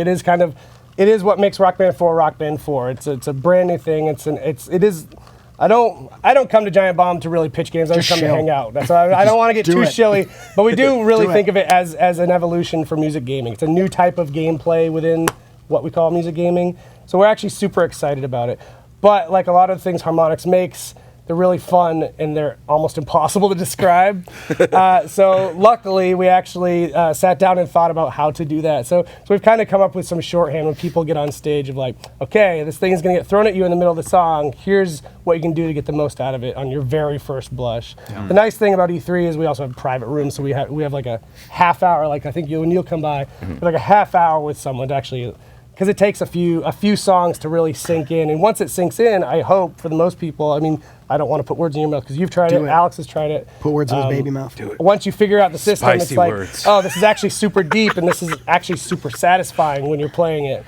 And that is the intent, and it's really exciting. Yeah, it was definitely one of those things where, like, hearing about it and then kind of see there was some laminated card that said like, when you see this, do this, and I was like, okay, all right, no, that makes total sense. Well, you're one of the few gaming journalists that actually read that and absorbed it. It's actually been pretty seamless for a lot of folks. Like, well, it's weird. I don't like just sit there and get drinks at these things. I actually check out the. Did you try the fizzy water? No, the fizzy water is pretty good there. All right. Yeah. I read in an article we had fizzy water. The level of knowledge at E3 is much higher than it is at a lot of the shows that we go to. Like, people know what they're getting into. Those other shows. I mean, all of those other shows. Morons. No, I mean, but folks know what they're getting into. What's a guitar? That's not. You're not wrong. You're not wrong. But like, folks will come up to the booth and they'll be like, I know what I'm doing, and it's like the people that are playing on expert guitar already, and so like they pick it up almost immediately, and like folks are getting down on their knees and shredding like crazy, and it's like it's cool to see them pick that up that quickly with relatively little prompting. Yeah, cool. And what is left to be done on are there more new features to kind of? Are you done with kind of the reveal stuff, and now it's like we're going to get it done, and October's not that far off, or what's? No, I mean we still haven't really scratched the surface with like the new tour mode, so we'll probably do a little bit of press of that later in the summer to show people the new tour mode. Some have described it as a Rock Band RPG, which is going a bit far. This is not Rock Band Dragon Age. Like it is, you're going on. What are the tour. romance options in Rock Band 4? Yeah. What are we working with? Well, there's Elvis. Okay, Elvis, all right. Queens of the Stone Age. Yeah. No, so you know we've talked about most of the features at this point, and then over the course of the summer, as we're announcing more songs, our hope through things like live streaming, which people actually care about these days. We'll show off those features in the context of the game on our live stream. When people will come to your fun house. Sure, we have internet at our place. we use it sometimes. It's great. Like broadband? Yeah, broadband stuff. It's like we get it from we called a company and said, run these cables in. We want a fractional T1. Oh, that's the stuff. Smart business decision. Exactly. We invested upfront. Our upfront costs are huge. This whole thing going under any day. But until then, if you want to download porn, it comes quick. Whoa. Can you get my computer ready? Go ahead, follow it up. Go ahead. Someone take this nasty lifetime Brazzers membership. Yeah. How you doing? I'm doing all right. right. Yeah. We got one more day of the show to go, and we're going to see some more stuff. Have you guys gotten around to see anything at the show? Or? I've walked around. Yeah. I haven't actually gotten to play anything, though. Okay. Yeah. You just got here today. Yeah, literally, I walked in and we had to do interviews as soon as I got here. So, like, I'm walking past the Walking Dead stuff. I'm just like, and then the Black Ops stuff. I felt like a little kid that wears one of those leash things on their chest, and they're just like, no, you have to go talk to people. But. Yeah. Yeah. I'm going to go see Black Ops tomorrow. I'm pretty interested to see you loved what the last thing one, was. Right? Yeah, I did. Game of the year, I believe. And also, I thought that their stage demo at the press conference was a little weak. They showed like their 4-player co-op stuff, and it just looked a little flat.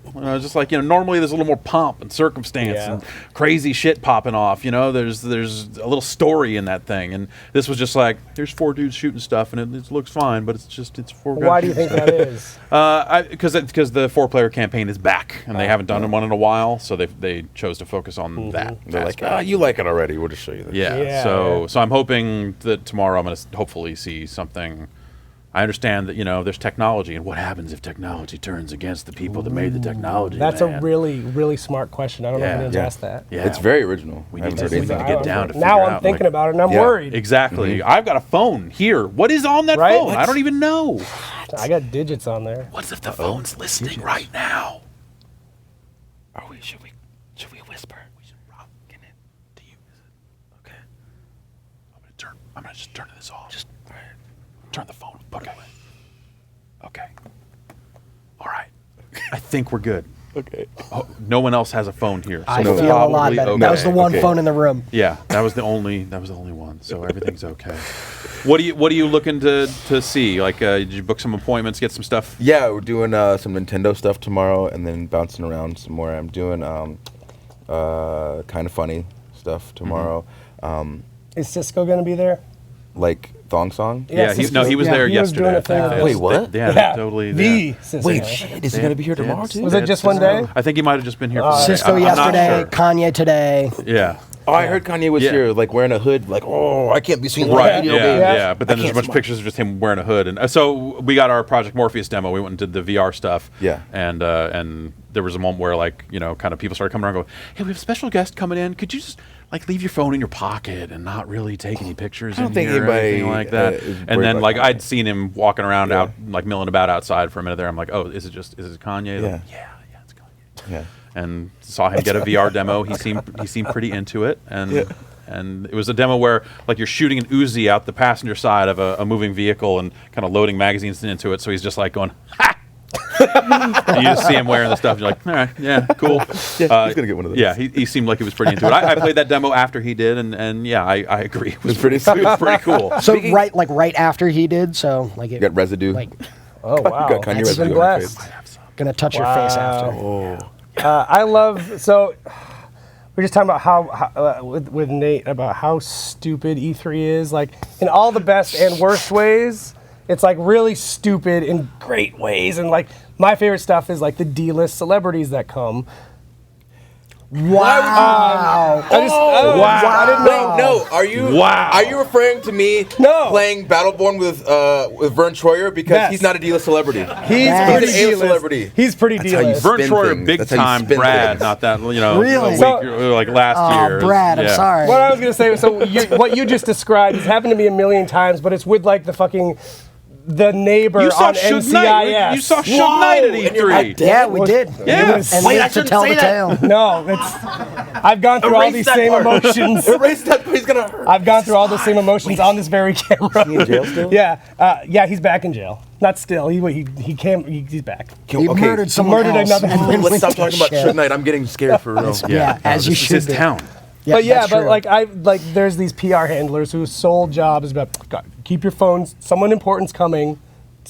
Don't make eye contact. It might make them uncomfortable. Put your phones away. And it's the fucking NCIS cast. And who gives a shit? You don't like NCIS? It's fine. CBS television product. That show's great. You're right. That's a great product. Foot in your baby mouth. Should have said Foot in your baby mouth. some CW show. It's on Wednesday. I don't know what day it is. So I will at least say, Kanye, I think, deserves a little bit of that. All right, this is cool out. This guy, he could fly off the handle. You don't know He might stab someone. All the pictures I saw of him, he's like took the helmet off and said, having a great time. just started punching people with move controllers. Okay, so you're talking about the VR helmet. Yeah. Did you guys watch the Square Enix presentation? Yes. The press conference? Okay, so when they're talking about Nier, dude comes on with the mask. Yeah. What the hell is that? And then at the end, I don't know, when they had everybody up on stage at the end, and he's clapping open fingers. Who claps open fingers? Are you okay with the symbols? What are you doing? I was very confused, but I did like his style. So, so I'm at work at SmackDown. That feels weird. That is at work. I know. In the office. Weird. So I'm there and I'm watching on my phone. And people keep coming by like, "What are you doing?" I'm like, "I'm watching E3 stuff. Get away from me!" And then someone looks over my shoulder and like he's got the helmet thing on, and they literally just like, "What in the hell are you watching?" And I'm like, "I don't know," but what he said resonated with me because it sounded like he pretty much said, "We're not going to tell you anything about this game because we don't need to. We've all worked on really good projects, so you know it's going to be good. Screw you. Buy our game." Wow. Like. Was that like the big? So it was like a big spherical. Yeah, with the Cheshire cat. So I went to thing. set up on the show floor, right? And you open the door, and the Square Enix booth is right there when you come in, and they have this like 100-foot screen. And I guess they were live streaming their conference. I understand now, but I walked in and it just says fucking character. And I was like, what is happening in video games? Nightmare. What is this Jack in the Box looking What thing? happened? The fact that no one addressed it. No, yeah. It's like terrifying. Totally normal. Yeah, that's just what. And that's why into. E3 is stupid in the best ways. Yeah, no, I love it. Yeah. It's one of those things like all the prep work that goes into making a lot of the E3 stuff happen is stuff where you're just like, man, this is a real drag. There's a lot of planning, there's a lot of spreadsheets, a lot of bullshit. We were just talking earlier about like what happens with all the carpet in the convention center because like someone's paying a lot of money to lay a lot of carpet. Carpet. And at the end, at the end of the show, there's going to be some huge dumpster fire somewhere in LA with all that carpet. Someone paid tens of thousands of dollars. And I can tell you right now, John Drake spilled soda on some of that carpet. I watched it happen. Can we talk about John Vignocchi for a second? Yes, Vignocchi. I like the Vignocchi. Yeah, guys. Vignocchio. Little potato dumplings. So we had our party last night. Rock Band 4 preview party at the Mayan Theater, which is an amazing LA venue. I love LA for it's weird places like this. We played Rock Band all night with our fans, and the end of the night, Johnny shows up. I didn't even know he was there. Shows up at the front of the stage with Mr. Blackburn, who I had not met previous to this point. The respectable John? He seems it. And they show up, and JV is just, he's done what he does best, and he is just lubricated socially. Sure. And he is ready to play some Rock Band. Forget the people in line. He is ready to play some Rock Band, and he's going to make John Blackburn play with him. He's like, this guy loves hair metal. Let's do some hair metal. Like, all right, great. Bring him on stage. We're gonna do some Def Leppard. I sort of announced to the crowd, like, these are our friends from Disney. They're gonna play a song. Yay, whatever. Yeah. And then instead of playing the song, John grabs the Rock Band mic and starts talking. You can't hear anything because it's a Rock Band mic. And he's like, "Where's the real microphone?" And he grabs the microphone from me. And over the next few minutes, it took a long time to get out to set this up. He sort of like slurs and spits his way through saying, and I'm just going to shorten it for time. Sure, yeah. Basically, we're going to give away a PS4, and we're going to give away Disney Infinity 3.0, and we're going to give away every single figure we've ever made to somebody in the crowd. Yeah. And then he starts playing the song, and he looks at me and goes, don't know how we're going to figure out who we're going to give it to. Yeah. So meanwhile, everyone in the venue rushes the stage and starts singing along to Photograph. Yeah. Hell of a song, though. And, exactly. Yeah. And Blackburn killed it, by the way. No, he was a good singer. Great. No. Like, thumbs up. And he is such a great straight man to Johnny's like fucking cartoon character. They're a great duo for They really this are. kids game. Yes. Yeah. So during the course of I was playing with them of the song, we all had to figure out how are we going to identify who this winner is of this amazing prize that we didn't know about. And then we did. We were like, basically, okay, whoever gets the highest score chooses the winner from the crowd, whatever. And then, give it away. Crowd goes crazy. As John leaves, he goes, this was a moment in time. I didn't see him for the rest of the night. He just disappeared. But then also in his exiting, never bothered to get contact info from the gentleman that was picked as the winner. He just left. Took off. So we wrote it on like a paper plate, and it's in my bag right now. Okay. Yeah. I have to deliver that paper plate to Johnny V. I love that man so much. Yep. Sir, do you remember this? Ooh. He's like, wait a minute, what? Has he been on? Has he been on yet? No, tomorrow. Tomorrow. Yeah. Yeah. So, wow. If you want to come by and I give might us come paper back. plate. Yeah, actually, yeah. That delivery. I need to Retell deliver the that story. to Yeah. Like, here's you go. And they'll be like, "Oh man, okay, yeah." No, I did go see Infinity today. I saw it a couple weeks ago, and it's looking Infinity. Cool. Yeah. Lightsabers. They got a good thing going. Those guys. Yeah. Absolutely. Yeah. Jeez. Well, I think that's going to bring us to the end of our night. I think someone should do a wrestling toy. Was there a name for that type of game? Toys to Life is what they call all the Skylanders. There's no wrestling toys. There's action figures. Well, but yeah, sure. But I think they should do that, like the Infinity awesome. style, Skylander style. Yeah, you put it on and then you jump in the ring. Free idea, 2K Games. Just giving it to awfully good idea. Blah. Those figures already exist too. They're already you just put a people base on making them. Figures just put the computer chip. Yeah, I still got my rubber head. Hulk Hogan from the 80s. Just put a chip in there. Pop a chip in there. Yeah, update the old Galoob toys. Just take a Skylander, rip the base off it, shove it into the Hulk Hogan figure's butt, and then put it on there, and then something will happen. I don't know what. That's how it works. Yeah, it'll be a good time nonetheless. So, yeah. Get yourself a video game. Making your own stuff. Yeah. All right. Thank you so much for coming through. Unfortunately, Alex Navarro is not going to be with us. You really did a number on him. Yeah. He'll be out. He'll be out 6 weeks. Yeah, On the blue card. It's been pooling for the last 20 Yeah, it's just nobody's helped. We should have addressed that earlier. It'll be a filthy mess around here, a filthier mess, I should say. Fair. But we'll live on. We'll get past it. Thank you all so much for coming through, Thank you. and thanks Apologies as everybody always. for watching. We'll be back tomorrow, 7:30 Pacific Daylight Time, to do this all over again. And when we do it then, E3 will be over. Wow. Weird, right? All right. We'll see you guys tomorrow night. Sad. Such a happy way to go up.